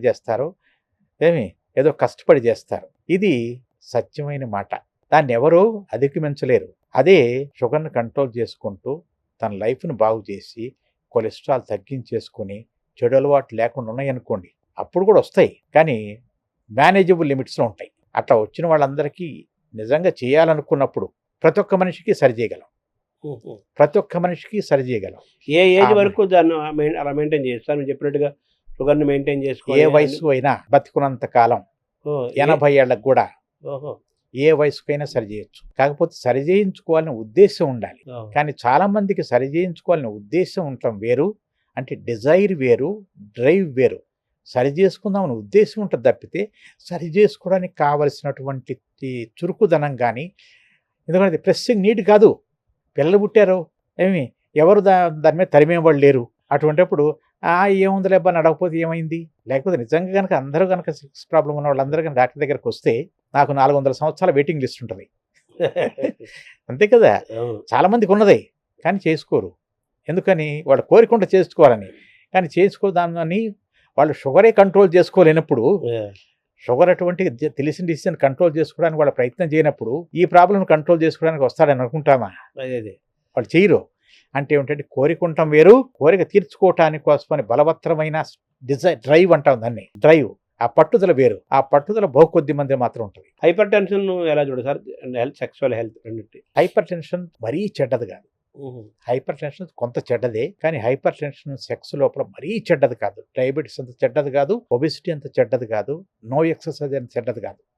హైపర్ టెన్షన్ కంట్రోల్లో ఉంటే హైపర్ టెన్షన్ వలన సెక్స్ ప్రాబ్లం వచ్చేది కొద్దిగా ఎక్కువ, కానీ డయాబెటీస్ వలన చాలా ఎక్కువ. తర్వాత ఈ థైరాయిడ్ సార్ ఎక్కడ పెరుగుతున్నాయి ఇప్పుడు. థైరాయిడ్ కేసులు పెరుగుతున్నాయి, కానీ థైరాయిడ్ కేసుల వలన సెక్స్ సంబంధించిన ఫెయిల్యూర్ రావటం అనేది చాలా సివియర్ కేసులు తప్పితే రాదు. వెరీ రేర్ వస్తుంది సివియర్ అయితే. అంటే ఉదాహరణకు మన అందరం ఏదో 50 మైక్రోగ్రాములు వేసుకునే కేసులే ఉంటాయి, అంతేగాని 200 మైక్రోగ్రాములు వేసుకునే కేసులు అటువంటి కొన్ని ఉన్నాయి. ఆటో ఇమ్యూన్ థైరాయిడిస్ అటువంటి వాటిలో చాలా ఆలస్యంగా వస్తాయి, కానీ అందరూ అంత దాకా ఆగట్లేదు. అందరూ ముందే వేసుకుంటున్నారు కాబట్టి అది థైరాయిడ్ లోపల సెక్స్ సంబంధించిన కష్టం వస్తుంది, కానీ సెక్స్ కష్టం వచ్చే లోపలే థైరాయిడ్ సరి చేసుకుంటున్నారు అందరూ. సెట్ అయిపోయింది సార్. ఇప్పుడు ఈ సెక్స్ వల్ల హెల్త్ని పెంచుకోవడానికి ఆడవాళ్ళైనా మగవాళ్ళైనా ఆహార పరంగా కానీ ఏమేమి పాటిస్తే సెక్స్ వల్ల హెల్త్ని ఇంప్రూవ్ చేసుకోవచ్చు? దానికి కావాల్సింది మీకు మితంగా తినటం. నేను ఇంతకుముందు చెప్పినట్టుగా కృత్రిమ పదార్థాలు ఏవి తినకపోవటం, పెస్టిసైడ్స్ వేసే వస్తువు తినకపోవటం, ఫుడ్ ఎడిటివ్స్. అంటే ఉదాహరణకు మీరు ఇంట్లో చికెన్ కూర చేసుకున్నారు అనుకోండి, దాంట్లో ఏం రంగులు ఉండవు, కానీ హోటల్లో పోయి చికెన్ కూర తీసుకుని రకరకాలైన రంగులు ఉంటాయి. అవన్నీ ఎక్కడి నుంచి వచ్చినవి? అన్నీ ఫుడ్ ఎడిటివ్సే, కలరింగ్ ఏజెంట్సే. అవన్నీ చెడగొట్టేస్తాయి. రెండోది శుభ్రమైన నిద్ర. శుభ్రమైన నిద్ర లోపల మీరందరూ గమ్మత్తుగా అనిపిస్తుంది. శుభ్రంగా నిద్రపోయినప్పుడు తెల్లవారుజామున ఎందుకు గట్టితనం వస్తుంది? ఆ లింక్ ఉంది, అర్థం. అదేమిటంటే ఆ టైం లోపల ఆక్సిజన్ సప్లై దానికి బాగా ఎక్కువైపోయి ఆక్సిజనేషన్ జరుగుతుందని అర్థం. అంటే ఏమిటంటే రోజు మొత్తం మీద మనకు ఆక్సిజనేషన్ లేకపోయినా ఆ టైం లోపల ఆక్సిజనేషన్ జరిగి, అంటే నిద్రలో ఏ విధంగా అయితే మనం ఉత్తేజం పొందుతామో అట్లానే నిద్ర లోపల ఆక్సిజనేషన్ దానికి సప్లై ఎక్కువైపోయి అప్పుడు గట్టితనం వస్తుంది. సో ఆక్సిజనేషన్ మామూలు టైం అలా పెంచుకోవడానికి మార్గాలు ఏంటి? ప్రాణాయామం చేయటమే. ఎస్, ప్రాణాయామం చేసినప్పుడు అన్ని చోట్ల ఆక్సిజన్ ఎక్కువ పోద్ది లోపలికి, అందరికి తెలుసు అది. అన్ని చోట్ల ప్రతి ఆర్గానికి పోద్ది. అది ఊపిరితిత్తులకే పోద్ది అనుకుంటాం, కానీ ఊపిరితిత్తులో పోయిన ఆక్సిజన్ ఎక్కడి నుంచి పోతుంది? అన్ని ఆర్గాన్స్కి పోతున్నాయి, ప్రతి ఆర్గాన్కి లోపల పోతుంది కదా. అంటే అటువంటి అది ఎక్కువ చురుగ్గా పనిచేసేది ఇంద్రియం పని తయారు చేయటమే. కొన్ని కోట్ల రోజు మొత్తం మీద ఒక మనిషి కనీసం 10 కోట్ల ఇంద్రియ కణాలు తయారు చేయగలరు ఒక మనిషి. అంటే అంత టర్న్ ఓవర్ ఉంది దానికి. ఆ టర్న్ ఓవర్ సరిపడా ఆక్సిజన్ తీసుకుంటుంది అది. మనం కనుక ఇది అంటే ప్రాణాయామం చేస్తే చాలా మంచిది అది. రెండవది exercise in fresh air, not in gym. రెండో మాట, చెట్లు వాటి మధ్య ఫ్రెష్ ఎయిర్ ఎక్కడైనా ఎక్కడి నుంచో చేయండి. దాంతోపాటు physical exercise in fresh air, ప్రాణాయామం లాంటివి చేయటము, నిద్ర శుభ్రంగా పోవటము. దాని తర్వాత ఫుడ్ లోపల న్యాచురల్ ఫుడ్, అంటే పెస్టిసైడ్స్ లేని న్యాచురల్ ఫుడ్స్ తింటాం. ఇవి దాంతోపాటు ఇది తాజాగా ఉంచుకోవటం. అంటే ప్రతి ఒక్కళ్ళు సెక్స్ ఉద్రేకం కలగటానికి కోసమని కింద భాగం ఒకటే, నడుం భాగమే కాదు, అన్నిటికంటే సెక్స్ భాగం ఎక్కడ సార్? ఇది ఈ ప్రాంతం. అంటే sex is not in between the thighs, it is in between the years. Sex అనేది థైస్ మధ్యలో లేదు, సెక్స్ అనేది చెవుల మధ్యలో ఉంది. ఈ ఏరియా బ్రెయిన్ లో, అంటే మనస్సులో. మనస్సు లేదు కాబట్టి బ్రెయిన్, మనస్సులో ఉంది. సెక్స్ అనేది మనస్సులో ఉంది. అంటే మనస్సు లోపల గనక ఆరోగ్యంగా ఉంచుకోగలిగితే, మనస్సు లోపల చిలిపిగా ఉండగలిగితే, చెడ్డకు కాదు అనేది చెప్పింది. చిలిపి వేరు, చెడ్డ వేరు. మనిషి చిలిపిగా ఉండగలుచుకుంటే, రెగ్యులర్గా సెక్స్ చేస్తుంటే, అంటే రెగ్యులర్ సెక్స్ అనగానే ఎవరైనా రోజువారీ శుభ్రంగా పనిచేసుకుంటున్నాడు అనుకోండి, వాడు ఎన్ని సంవత్సరాలైనా ఎంతైనా చేయగలడు పని. అట్లా కాకుండా చిన్నప్పటి నుంచి పని చేయకుండా సోమరిపోతులో కూర్చున్నారు అనుకోండి, వాడు 40 ఏళ్ళు వచ్చేసరికి నా పని చేత కాదంటాడు. అంతే కదా. రోజు రెగ్యులర్ ప్రాక్టీస్, భోజనం చేసినట్టుగా, టిఫిన్ నిద్రపోయినట్టుగా డైలీ సెక్స్ చేయటం అనేది డైలీ అనేది కాదు అక్కడ వాళ్ళకి కావాల్సిన విధంగా. అంటే ఏమిటంటే సెక్స్ కూడా ఒక ఎక్సర్సైజ్ లాంటిదే. ఒక మనిషి చిన్నప్పటి నుంచి బరువులు ఎత్తటానికి కోసమని పని చేయటానికి అలవాటు పడ్డ మనిషి పెద్ద వయసు వచ్చిన తర్వాత కూడా అదే విధంగా బరువులు ఎత్తుంటాడు, అదే విధంగా పనిచేస్తుంటాడు. అదే విధంగా చిన్న వయసు లోపల సెక్స్ తక్కువ చేస్తున్నారనుకోండి, వాళ్ళందరూ తొందరగా సెక్స్ తగ్గిపోద్ది. ఇది సులుసూత్రమైన పాయింట్. అంటే ఎవరైతే ఏ మనిషి అయితే మొట్టమొదటి నుంచి సెక్స్ సంబంధించిన దాంట్లో చురుగ్గా ఉంటారో వాళ్ళు ఎక్కువ సంవత్సరాల పాటు చురుగ్గా ఉంటారు, ఎక్కువ సార్లు చురుగ్గా ఉంటారు. అంటే ఈ రెగ్యులర్ సెక్స్ అంటే కాల ఏంటి సార్, డైలీ అనే ఇది దాన్ని ఎలా చెప్పాలి? రెగ్యులర్ సెక్స్ అనేది రెగ్యులర్ అనే దానికి ఒక డెఫినేషన్ అనేది లేదు. ఇది నా సొంత అనుభవం మీద చెప్తున్నా. రెగ్యులర్ అనగానే జనాలందరూ ఊహల్లో బతుకుతుంటారు, నిజాల్లో ఎవరు బతకరు, ఊహల్లో. మీకు అందరికి ఎట్లా తెలుసు? ఇదిగో ఇప్పుడు ఈ కెమెరాని అడుగుతాను, ఎన్నిసార్లు సెక్స్ చేస్తారని ఊహించుకోవటానికి ఊహలే. ఎవరికి తెలుసు? ఎవరు తెలియదు కదా. ఎవరు చెప్పినా గానీ అబ్బా నేను ఇన్నిసార్లు అంటాడు, నిజమా? కానీ మరి ఎట్ట తెలుస్తుంది? అందుకోసం ఈ విషయం గురించి లిటిల్ ఎక్స్ట్రా చెప్తా నా గురించి. అంటే ఏమిటంటే, ఇదే నేను రేపు జూన్ లోపల వరల్డ్ అసోసియేషన్ ఆఫ్ సెక్సాలజీ కోసమని ఓ పేపర్ ప్రజెంట్ చేస్తున్నా. అంటే ఒక మనిషికి సెక్స్ ఫ్రీక్వెన్సీ, సెక్స్ ఎన్నిసార్లు చేస్తాడనేది ఎట్లా ఉంది గత 50 సంవత్సరాల నుంచి అని నేను దీంట్లో గురించి ప్రిలిమినరీ పరిశోధన చేశా. ఇదేదో నోటికి వచ్చినట్టు చెప్పడం కాదది. ఏం చేశాను, నేను 40 సంవత్సరాల నుంచి పిల్లల కోసం ట్రీట్మెంట్ చేస్తున్నా, 15 సంవత్సరాల నుంచి సెక్స్ సంబంధించిన ట్రీట్మెంట్ చేస్తున్నా ఎక్స్క్లూజివ్గా. అంటే వీళ్ళల్లో మగవాళ్ళని ఆడవాళ్ళని ఒక రొటీన్ ప్రొసీజర్, అంటే రొటీన్ ఎట్లాను ప్రతి ఒక్కళ్ళని ఒక వారానికి ఎన్నిసార్లు సెక్స్ చేస్తారో నాయనా అని ప్రతి ఒక్కళ్ళని అడుగుతాం. అది మా పని, ఫండమెంటల్ ఫస్ట్ క్వశ్చన్ అది. అంతే. పిల్లల కోసం వచ్చిన వాళ్ళు ఇప్పుడు ఎంత చేస్తున్నారో అని అడుగుతాం. అదే సెక్స్ కోసం వచ్చిన వాళ్ళల్లో, అరే నాయన పెళ్ళైన కొత్తలో ఎన్నిసార్లు చేసేవాడివి, పెళ్ళైన 10 ఏళ్ళకి ఎన్నిసార్లు, 20 సంవత్సరాలు పెళ్ళైన 20 ఏళ్ళకి ఎన్ని, 40 ఏళ్ళకి ఎన్ని, ప్రతి ఒక్కళ్ళని అడుగుతాం. ప్రతిదీ నా దగ్గర రికార్డు ఉంటుంది. అది మొత్తం తీశాను ఈ మధ్య తీశాను. ఇది మీకు అభ్యంతరం లేకపోతే వేసుకోవచ్చు. అంటే ఇది గమ్మత్తుగా నోటి మాటలు చెప్పేది కాదు, అది అథారిటీ ప్రూఫ్. దాన్ని బట్టి ఏం తేలింది ఇవాళ అంటే అది చాలా తేడా వచ్చింది. అంటే గత 50 సంవత్సరాల లోపల సెక్స్ చేసే ఫ్రీక్వెన్సీ సగం పడిపోయింది. అంటే నా లెక్క ప్రకారం ఉదాహరణకి 1950-60లో పుట్టిన వాళ్ళకి, అంటే వాళ్ళు ఇవాళ 60-70 ఏళ్ళకి వచ్చినాయి.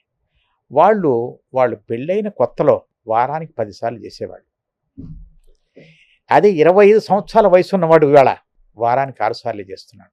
ఒకరోజు రెస్ట్, మళ్ళీ 6 సార్లు చేస్తున్నాడు. 6 కూడా లేదు, 5 పాయింట్ సంథింగ్.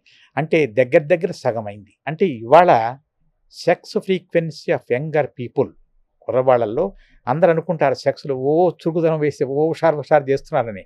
అదంతా ఒట్టి మాట. అంటే సెక్స్ ఫ్రీక్వెన్సీ అనేది చాలా తగ్గిపోయింది. దేంట్లో అన్నిటికంటే గమ్మత్తైన మాట ఏమిటంటే, మిమ్మల్ని అడుగుతా, ఓ మనిషి తన జీవితంలో ఎన్నిసార్లు సెక్స్ చేస్తాడు? మీరు లెక్క చెప్పారు కదా, వందలే ఉంటాయి. మొత్తం మీద కలిపి ఇండియాలో ఎవరు లెక్క చేయలే. ఎవడో మా బోటి వాళ్ళు అన్ని రికార్డు చేసుకున్న వాళ్ళం ఉంటాం.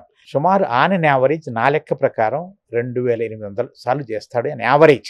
అంటే ఎంత లైఫ్ సార్, ఎంత పేరు? మొదటి నుంచి ఎవరి దాకా బతికినంత కాలం చేసినా కానీ వెళ్ళిపోయేంత వరకు 2800 సార్లు మాత్రమే. ఈ మాట అనగానే ఇంత తక్కువ, మరింత పనికిమాలిన వాళ్ళు అవన్నీ ఒట్టి మాటలు. వినండి, ప్రపంచంలో మొత్తం చేశారు. అది కొంత అథారిటీగా చూసింది.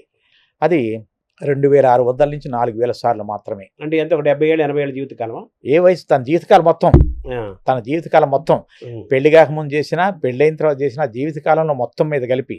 అంటే నేను లెక్కేసింది పెళ్లి కాకముందు చేసిన లెక్కేలా, మెరైటల్ సెక్స్ మాత్రం లెక్కేసాను. మెరైటల్ సెక్స్ అంటే మెరైటల్ సెక్స్ వేరు, ప్రీ మెరైటల్ సెక్స్ వేరు. మెరైటల్ సెక్స్ అంటే పెళ్ళైన తర్వాత చేసేది. అవి మాత్రం మనం 2 క్రాస్ చెక్ చేయగలను నేను. లేకపోతే వాళ్ళు లేకపోతే అందరు నేను సూపర్ అని చెప్తుంటాను. క్రాస్ చెక్ చేస్తాం కదా, అంటే వాళ్ళ భార్యలు వస్తారు కదా, వాళ్ళని కూడా క్రాస్ చెక్ చేసిందే నేను చెప్తున్నాను. లేకపోతే అందరూ అబ్బో నేను వెళ్ళుకొని చెప్తుంటారు. కాదు, క్రాస్ చెక్ చేసిన తర్వాత చేసేది 2500 ఇండియాలో. అది నేను చూసిన లిమిటెడ్ సర్కిల్. అంటే నేను చూసింది ఆంధ్రప్రదేశ్, తెలంగాణ, బెంగళూరు, చెన్నై, పాండిచ్చేరి, అడ్జాయినింగ్ చంద్రపూర్, ఈ ఏరియాస్ అన్నింటినీ నేను క్యాటర్ చేశాను. 50 ఏళ్ల క్రితం ఎలా ఉండేది సార్? 50 ఏళ్ల క్రితం యావరేజ్, పెళ్ళైన కొత్త లోపల యావరేజ్ అంటూ నేను ఒకడు దానికంటే రెట్టింపు చేస్తాడు, దాంట్లో సగం చేసేవాళ్ళు కూడా. లైఫ్ స్పాన్ మొత్తం కలిపి ఇవాళ 2800. అప్పుడు 10,000 ఉండేదా? 10,000 ఉండేది కాదండి. అప్పుడు కూడా 10,000 ఉండేది కాదు. అప్పుడు 10,000 ఉండేది కాదు. ఎందుకంటే ఆ రోజుల్లో కూడా సెక్స్ మొట్టమొదటిలో ఎక్కువ చేసేవాళ్ళు. కానీ ఏమిటంటే వాళ్ళు అప్పుడు పెళ్లి 20 సంవత్సరాల లోపల చేసుకునేవాళ్ళు. అప్పటి నుంచి మహా చురుగ్గా ఉండేవాళ్ళు. ఏడాదికోసారి కానుపయ్యేది. కాబట్టి ఈ ఏడాది 2 ఏళ్ల పాటు నమోదు తీసేయాల్సి ఉంటాం. 40 ఏళ్ళు వచ్చేసరికి గుళ్ళో పడుకోపోయి ఇంటి నుంచి పంపించేవాళ్ళు. అదే తర్వాత లైఫ్ ఎక్స్పెక్టెన్సీ కూడా తక్కువ కదా అప్పుడు జీవితకాలం ఎక్కువ కాలం బతికేవాళ్ళు కాదు. అందుకోసమని టోటల్ నంబర్ అంతకంటే ఎక్కువ రాకపోవచ్చు. అంటే ఇప్పుడు అంతా స్పేసింగ్ ఎక్కువైంది, ఈ సంవత్సరాలు ఎక్కువైంది. అంతకుముందు మొట్టమొదటి బాగా ఎక్కువ చేసి 40 ఏళ్ళు వచ్చిన తర్వాత అందుకని పాత వాళ్ళందరూ చెప్తారు, మనవాళ్ళు పుట్టాక నీకేమిటి సెక్సరా అనేవాళ్ళు ఆ రోజుల్లో. మనవాళ్ళు పుట్టిన తర్వాత అంటే కొడుకులు పెళ్లి చేసిన తర్వాత మీ పాతకాలంలో చూస్తే పెద్దవాళ్ళు పోయి రాత్రిపూట కుర్రవాళ్ళకి చోటు ఇవ్వటానికి కోసమని ఆ పెద్ద ఆయన పోయి గుళ్ళో పడుకునేవాడు రాత్రి అంతా.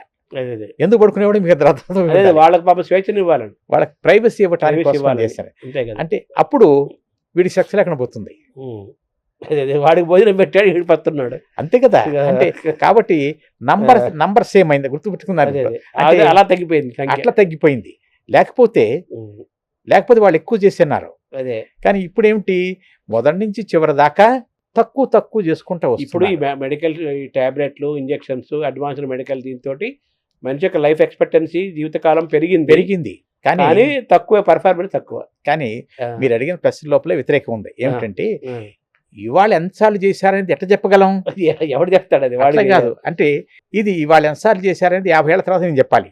కరెక్ట్, అంతే కదా. అంతే. ఇప్పుడు 70 ఏళ్ల మనిషి కానీ 60 ఏళ్ల మనిషి కానీ ఉన్నారనుకోండి, వాడి జీవితం ఎన్నిసార్లు చేశారని నేను లెక్క కట్టగలను. కానీ ఇవాళ 30 ఏళ్ళ ఉన్న మనిషికి జీవితంలో ఎన్నిసార్లు లెక్క చేస్తాడు, ఎట్లా లెక్క కట్టగలను? కరెక్ట్, అంతే. లెక్క కట్టలేము. అవును, అంతేనా. కాబట్టి ఆ సెక్స్ హెల్త్ అనేది అన్ని రకాలుగా తగ్గిపోతూ వస్తుంది. ఆ సెక్స్ ఫ్రీక్వెన్సీ తగ్గిపోయింది. అది ఇంకా తగ్గబోతుంది కూడా. అందరూ అనుకుంటారు కుర్రవాళ్ళంతా చురుగ్గా ఉంటున్నారు, అబ్బాబ్బా ఎక్కడ చూసినా కానీ ఇల్లే తిరుగుతున్నారు, సరుకు లేకుండా సందడి చేసినట్టు. సరుకు లేకుండా సందడి చేయటం, ఇదే జరిగేది. సో ఇప్పుడు స్త్రీ పురుషుల సంబంధాలు, మానసికమైన అంశాలు, స్త్రీ పురుషుల సంబంధాలు ఎలా ఉండాలి సార్ ఈ సెక్సువల్ హెల్త్ కోసం? భార్యాభర్తలు, మన స్త్రీ పురుషులు అంటే భార్యాభర్తలనే కదా. ఇవాళ సెక్స్ సంబంధించిన సమస్యలు మగవాళ్ళకి రావటానికి కారణం స్త్రీ పురుషుల సంబంధాలే కారణాలు. ఇవన్నీ మెడికల్ కారణాలు చెప్పాను. అవును.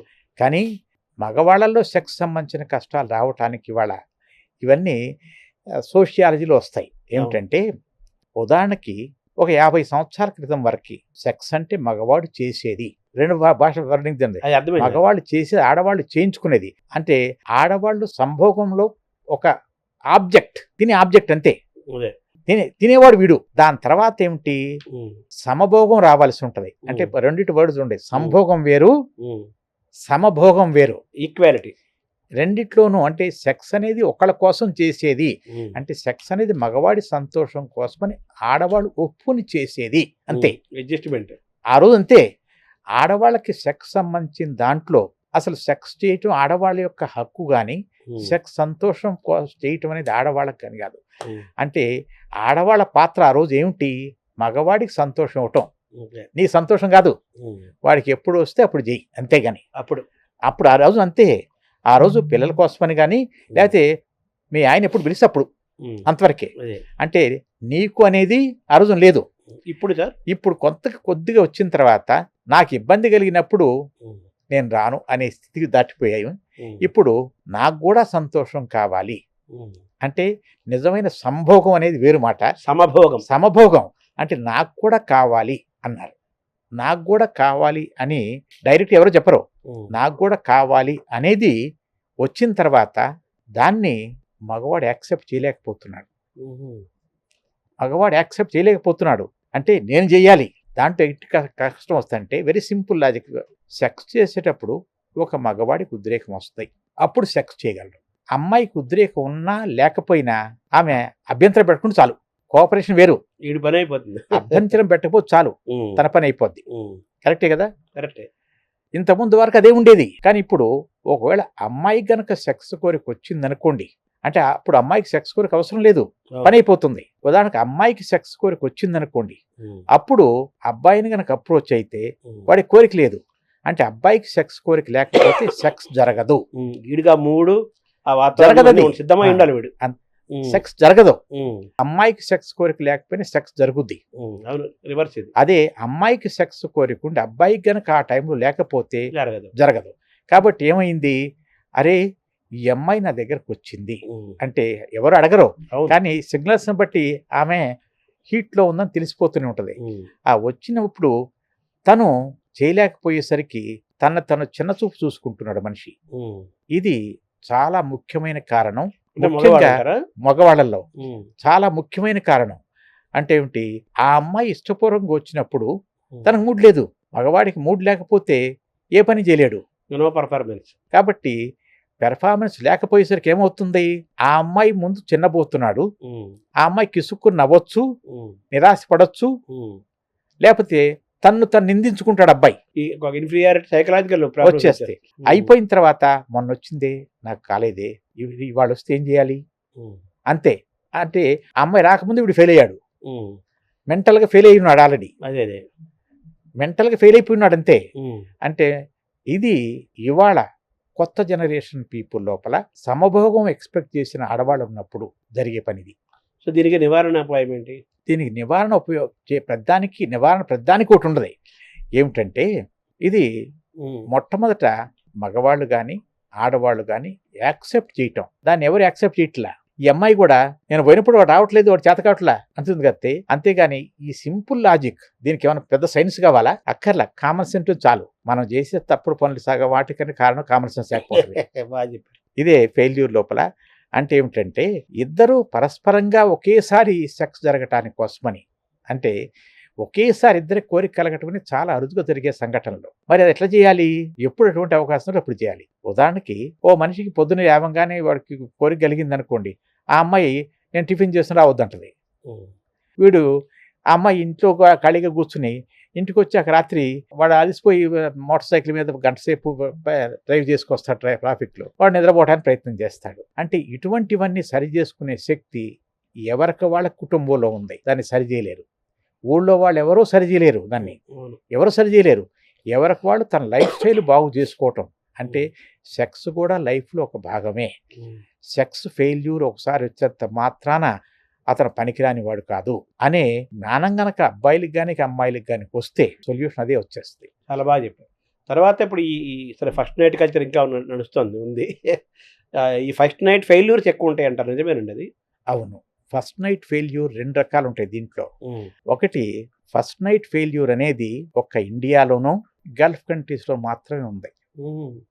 మిగతా దేశాల్లో ఏ రోజు లేదు. వాళ్ళకి ఫస్ట్ నైట్ అనేది ఉంటే కదా ముందు, ఆ కాన్సెప్టే లేదు వాళ్ళకి. అంతే కదా. ఫస్ట్ నైట్ ఫెయిల్యూర్ అనేది రెండు రకాలు చెప్తున్నారు. ఒకటి మ్యారీడ్ ఫస్ట్ నైట్ ఫెయిల్యూర్, అదే కదా. Unmarried first night failures more common. Unmarried, అవును, పెళ్లి కాని వాళ్ళు ఫస్ట్ టైం సెక్స్ చేసేటప్పుడు ఫెయిల్యూర్స్ అనేది ఒక ఆస్పెక్టే. మీరందరూ తెలిసి ఇది ఒకటే ఆస్పెక్ట్. కానీ ఇప్పుడు మేము చూసే మెజారిటీ కేసులు అంతా పెళ్లిగాక ముందు మొట్టమొదటిసారిగా వాడు సెక్స్ చేయడానికి పోయినప్పుడు ఫెయిల్యూర్స్ ఎక్కువ మంది వస్తారు, కుర్రవాళ్ళు ఫస్ట్ కుర్రగా. పెళ్ళయిన తర్వాత సెక్స్ ఫెయిల్యూర్ వస్తే ఓపిక ఉన్న వాళ్ళు 3 రోజులు కానీ 10 రోజులు కానీ నెల రోజులు కానీ 2 సంవత్సరాలు కూడా 4 సంవత్సరాలు కూడా ఉన్న వాళ్ళు ఉన్నారు, ఏం పట్టించుకోకుండా. అంటే ఏమిటంటే ఫస్ట్ నైట్ ఫెయిల్యూర్ అనేది చాలా కామన్. ఏమిటంటే ఉదాహరణకి మేము ఫెయిల్యూర్ కేసులే చూస్తాను కాబట్టి జనరల్ లైఫ్లో ఎంతమంది ఉన్నారో కరెక్ట్ నేను చెప్పలేను. కానీ జనరల్ లైఫ్ లోపల అనుభవం మీద చెప్పేది ఏమిటంటే ఒక మనిషి జీవితంలో మొట్టమొదటిసారి సెక్స్ చేయడానికి పోయినప్పుడు మొదటిసారి తన జీవితంలో నలుగురిలో ఒకడు ఫెయిల్ అవుతాడు, 25% ఫస్ట్ టైం చేసేటప్పుడు. కానీ ఫస్ట్ నైట్ సిచ్యువేషన్ చెప్తున్నాను. కానీ అదే రోజున నా వల్ల కాలేదు అని పడుకున్నప్పుడు పోయాడు అనుకోండి, ఇక ఎప్పటికీ జరగదు. అట్లా కాకుండా అయిపోయిన తర్వాత మళ్ళీ 1 గంట తర్వాత రెండోసారి ప్రయత్నం చేసి ఆ రాత్రి 2-3 సార్లు ప్రయత్నం చేశారనుకోండి, అట్లా ఫస్ట్ 3 నైట్స్ లోపల 90% సక్సెస్ఫుల్గా చేయగలరు. అంటే లోపం ఎటువైపు ఉంటుంది సార్ ఇక్కడ? ఎవరివన్నా లోపం లేదు, పరిస్థితుల లోపం. మనసు అంటారా? పరిస్థితులు అంటే సిచ్యువేషన్స్ లోపం. అంటే ఏమిటి, ఇప్పటిదాకా ఎవరో తెలియని వాళ్ళని స్ట్రేంజర్ 2 మనుషులను కూర్చోబెట్టి, ఏమి మీ ఆఫీస్లో మీకు ఇద్దరు కొలీగ్స్ కూర్చోబెట్టి మొట్టమొదటి రోజు సూపర్గా పనిచేయగలరా? ఇది అంతే. వాళ్ళిద్దరి మధ్య ఒక అండర్స్టాండింగ్ కుదరాలి. అండర్స్టాండింగ్ కుదరపడి ముందు అట్రాక్షన్ ఉండాలి, రెండోది భయం ఉండాలి. ముందు ఏమిటి చేస్తాడని భయం, రెండోది ఆ సిచ్యువేషన్ అంతాను. అంటే ఇవాళ నువ్వు చేయాల్సిందే, ఇవాళ నువ్వు చేయాల్సిందంటే కణతకు తుపాకీ పెట్టి గట్టిదనం తెచ్చుకోరా అంటే టెస్ట్ వస్తుంది. అంటే ఇవాళ నీకు చేయకపోతే నిన్ను జీవితాంతం ఫెయిల్యూర్ అని నేనంట అని వాడు అనుకుంటాడు, అమ్మ ఎందో సైకలాజికల్గా. అట్లా కాకుండా ఇంట్లో పెద్దవాళ్ళు అంటారు అని వాడికి ఆల్రెడీ ఫిక్స్ అయిపోయింది. మొదటి రోజు నేను చేయకపోతే నా వల్ల కాకపోతే చాలా గొడవలు వస్తాయని. అంటే ప్రాబ్లం కంటే ప్రాబ్లం రావచ్చు, తర్వాత ఏమవుద్దో ఊహించుకుని చెడగొట్టుకుంటాడు వాడు. మీరు చెప్పినట్టుగా ఈ ఫస్ట్ నైట్ ఫెయిల్యూర్స్ ఎక్కువ ఉంటాయి. వీడు ఫస్ట్ నైట్ సరిగ్గా చేయలేదు, వీడు కనీసం మగతనం ఉందా లేదా అని దాంతో భర్తలను వదిలేసిన సందర్భాలు కూడా మనం వింటున్నాం కదా. అది వింటుంటారు. ఇవన్నీ సినిమాటిక్ థింగ్స్ తప్పితే నిజం ప్రాక్టికల్గా ఉండేది వేరు, నిజం వేరు. అంటే ఏమిటంటే ఇంతకుముందు ఫస్ట్ నైట్ లోపల ఫెయిల్యూర్ అయితే చాలా గొడవ అయ్యేది. మీకు తెలియదేమో, మొదటి 3 రాత్రులు కనుక ఫెయిల్యూర్ చేయలేకపోతే 3 రాత్రులు అయిపోయిన తర్వాత ఆమె బయటకు వచ్చి డిక్లేర్ చేసేది ఒకప్పుడు. అదే ఒక మైనారిటీ కమ్యూనిటీ లోపల మొదటి రోజు సెక్స్ జరగకపోతే, ఇవాళ కాదు నేను చెప్పింది, కనీసం 40 సంవత్సరాల క్రితం అయితే వలీమా డిన్నర్ ఇచ్చేవాడు కాదు. షాదీ డిన్నర్ కాకుండా నెక్స్ట్ డే వలీమా డిన్నర్ ఇస్తారు అబ్బాయి తరఫు వాళ్ళు. వలీమా డిన్నర్ జరిగేది కాదు. వలీమా డిన్నర్ ఎప్పుడు ఇచ్చేవాళ్ళు? ఫస్ట్ నైట్ సక్సెస్ఫుల్ జరిగిన రోజుని. ఉదాహరణకు ఒకవేళ పెళ్లి చేసుకున్నారనుకోండి, వాళ్ళు రిసెప్షన్ భోజనాలన్నీ ఫస్ట్ నైట్ భోజనాలన్నీ జరుగుతూనే ఉంటాయి కదా, అవన్నీ అయ్యేసరికి 12-1 గంట అవుద్ది. వాడు అప్పుడు నిద్ర వస్తుంటుంది వాడికి, అప్పటిదాకా వాడు సరిగ్గా తిండి పెట్టరు ఏమి. అప్పుడు అయిన తర్వాత ఇక కుంభం పెడతారు వాడికి. ఆ పెట్టిన తర్వాత వాడు పోయి నిద్రపోతాడు. అప్పుడు చేయాలని లేదు కదా. ఇది ప్రాక్టికల్ అంశాలు ఇవన్నీ నిజంగా. రెండోది, బయట ఏమనుకుంటున్నారో, బయట నుంచి రకరకాలైన శబ్దాలు వస్తుంటాయి, సినిమాటిక్ థింగ్స్. అంటే ఆ వాతావరణం అంతాను న్యాచురల్ వాతావరణం కాకుండా, ఉదాహరణకి నేను ఈ స్టూడియోలో కూర్చొని మాట్లాడేటప్పుడు ఇన్ని సంవత్సరాల అనుభవం మీద కూడా బెరుకుగానే మాట్లాడతాను. అదే ఈ స్టూడియోలో కాకుండా మామూలు కూర్చున్నా అనుకోండి, ఇంకా ఫ్రీగా మాట్లాడగలను అనర్గళంగా. అంతే. ఇదే విధంగా ఫస్ట్ నైట్లో కూడా అంతే. ఆ రకరకాలైన పూలదండలు వేసి ఇన్ని రకాలు చేసేసరికి వాడికి ఏదో ఒక పని చేయటానికి పోయినట్టు ఉంది. అంతేగాని అది న్యాచురల్ ప్రాసెస్ కనిపించట్లా. ఒక పని చేయటానికి పోయినట్టుంది, నువ్వు పని చేయాలిరా డ్యూటీ అని. అంతే. ఫస్ట్ నైట్ లోపల సెక్స్ చేయడం అది డ్యూటీ, తనకి ఇష్టం ఉన్నా లేకపోయినా. రెండోది, అబ్బాయిలందరూ చాలా మంది ఫస్ట్ నైట్ లోపల సూపర్గా చేయాలి అని ఎక్స్పెక్టేషన్ పోతారు. సూపర్గా చేయాలని ఎక్స్పెక్టేషన్ పోయి, ఎందుకురా సూపర్గా చేయాలి, ఫస్ట్ నైట్ ఇంప్రెస్ చేయాలి సార్, అందుకోసం సూపర్గా చేయాలని పోతాడు. ఆ సూపర్ అనే మాట ఎక్కడ లేదు, చేయటం అనే మాటే ఉంటది. సూపర్ అనే మాట ఎక్కడుంది? నీ ఊహల్లో ఉంది. అంతే. సూపర్ అనే మాట ఎక్కడుంది? అన్నం బాగుందా లేదా అనేది ఉంటుంది కదా, అన్నం సూపర్గా ఉందా లేదా అని ఉంటుందా? అట్లానే సెక్స్ సూపర్గా ఉందా లేదా అనేది ఒక మనిషి ఏ విధంగా సెక్స్ చేస్తారో ఆ అమ్మాయికి తెలుసా, కానీ వీడు సూపర్గా చేయాలని పోతుంటాడు. ఏమిటి ఆ అమ్మాయికి తెలుసా? ఆ అమ్మాయి కూడా ఏం తెలియదు, కామన్ సెన్స్ తెలియదు తక్కువ అంటారు. దాని మీద అసలు ఏమిటో తెలియదు. కాబట్టి కానీ వీడి ఉద్దేశం ఏమిటి, నేను సూపర్గా పోవాలంటాడు. ఎవరైతే సూపర్ ఏం చేశాడో వాడికి ఫస్ట్ మార్క్ వచ్చినాక, వాడు ఉదాహరణకి నేను 90% మార్కులు రావాలనుకున్న వాడికి, వాడు నిజంగా పాస్ అయినా కానీ వాడు ఫెయిల్ అయిన ఫీల్ అయిపోతుంటాడు. సెక్స్లో జరిగేది అంతే. సో ఇవన్నీ కూడా మీరు చెప్తున్నట్టుగా మనిషి యొక్క సెక్స్ హెల్త్లో, మానవ సంబంధాల్లో మనసు యొక్క పాత్ర చాలా ముఖ్యమైనదని అర్థం చేసుకోవాలి కదా. సెక్స్ శారీరకమైన ఆరోగ్యంతో పాటు దాంట్లో ఒకటి శరీరక సంబంధించిన ఆరోగ్యం ఒకటి ఉండాలి, రెండోది మానసిక సంబంధించిన ఆరోగ్యం ఉండాలి. అంటే సెక్స్ చేయటం వేరు, సంతోషకరమైన సెక్స్ చేయటం వేరు, రెండు వేరు పదాలు. హ్యాపీ మూడ్లో రెండు హ్యాపీ మూడ్ కాదు, హ్యాపీనెస్. అంటే సెక్స్ చేయటం వేరు, సంతోషకరమైన సెక్స్ చేయటం వేరు. అంటే ఒక సెక్స్ చేయటానికి కోసమని మగవాడి కేపబిలిటీ ఉండాలి, ఆడవాడ నో అబ్జెక్షన్ ఉండాలి. కానీ సంతోషకరమైన సెక్స్ చేయటానికి ఇద్దరు యొక్క కామనాలిటీ ఉండాలి. చెప్పారు మీరు, సంభోగము సమభోగము, అది ఇద్దరు ఉండాలి. అంటే అందరూ ఏం చేస్తున్నారంటే సూపర్లేటివ్ సెక్స్ చేయడానికి ప్రయత్నం చేసి ఉన్నది పోగొట్టుకుంటున్నారు. అరే నాయనా, ముందు మామూలుగా చేయండి. అంటే మొట్టమొదటి రోజునే అన్నప్రాసన రోజున ఆవకాయ దినాలు అన్నట్టుంది వ్యవహారం అంతా. ఇవన్నీ అంటే మీరు చెప్పినట్టుగా ఈ పుస్తకాలు చదువుకొని, లేకపోతే ఈ ఫిలింలు చూసి, వీడియోలు చూసి, లేకపోతే ఎవరో ఫ్రెండ్స్ చెప్పి కథలుగా విని, ఇవన్నీ ఈ ఊహలు అన్నారు కదా మీరు, ఈ ఊహల నుంచి అంటే మిస్ఇన్ఫర్మేషన్. అంటే ఇప్పుడు రావటానికి కోసమని తను చిన్నచూపు చూసుకుంటున్నాడు, మిస్ఇన్ఫర్మేషన్ తెచ్చుకుని పోర్నోగ్రఫీలో చూపి ఇదంతా మిస్ఇన్ఫర్మేషనే. అంటే దీని గురించి చెప్పడానికి చాలా ఎక్కువ టైం పట్టుతుంది. ఇప్పుడు సెక్స్ ఎడ్యుకేషన్ అనేది పెట్టాలంటున్నారు కదా, ఏ స్కూల్, ఏ దశలో మన సిలబస్లో, పాఠ్యాంశాల్లో స్కూల్ కాలేజీలు పెట్టాలి సార్? అది మామూలు లెక్క ప్రకారం అయితే సెక్స్ ఎడ్యుకేషన్ అనేది ఇంతకుముందు రిప్రొడక్టివ్ ఎడ్యుకేషన్ చెప్పారు. మీరంతా పాత్ర చదివి ఉంటారు. 8, 9, 10వ తరగతుల్లో చెప్పారు. అదేమిటి సెక్స్ ఎడ్యుకేషన్ కాదు, reproductive education, reproductive system knowledge. Sex knowledge వేరు, రిప్రొడక్టివ్ నాలెడ్జ్ వేరు. అర్థమైందా? రెండు వేరు వేరు. అంటే సెక్స్ ఎడ్యుకేషన్ అనగానే మీకు కానీ అందరికి కానీ అవగాహన ఉంటే సెక్స్ ఎట్లా చేయాలి, సెక్స్ ఏ విధంగా చేస్తారో అనేది సెక్స్ ఎడ్యుకేషన్ అనుకుంటారు. నో, సెక్స్ ఎడ్యుకేషన్ అంటే ఇది ఫిజికల్ సెక్స్ ఏమిటి, రెండవది సెక్స్ లోపల సెక్స్ ఈక్వాలిటీ ఏం ఉండాలి, సెక్స్ నైతిక విలువలు ఏం ఉండాలి, సెక్స్ ప్రాబ్లం రాకుండా ఏం చేసుకోవాలి, ఇది నేర్పాల్సి ఉంటుంది.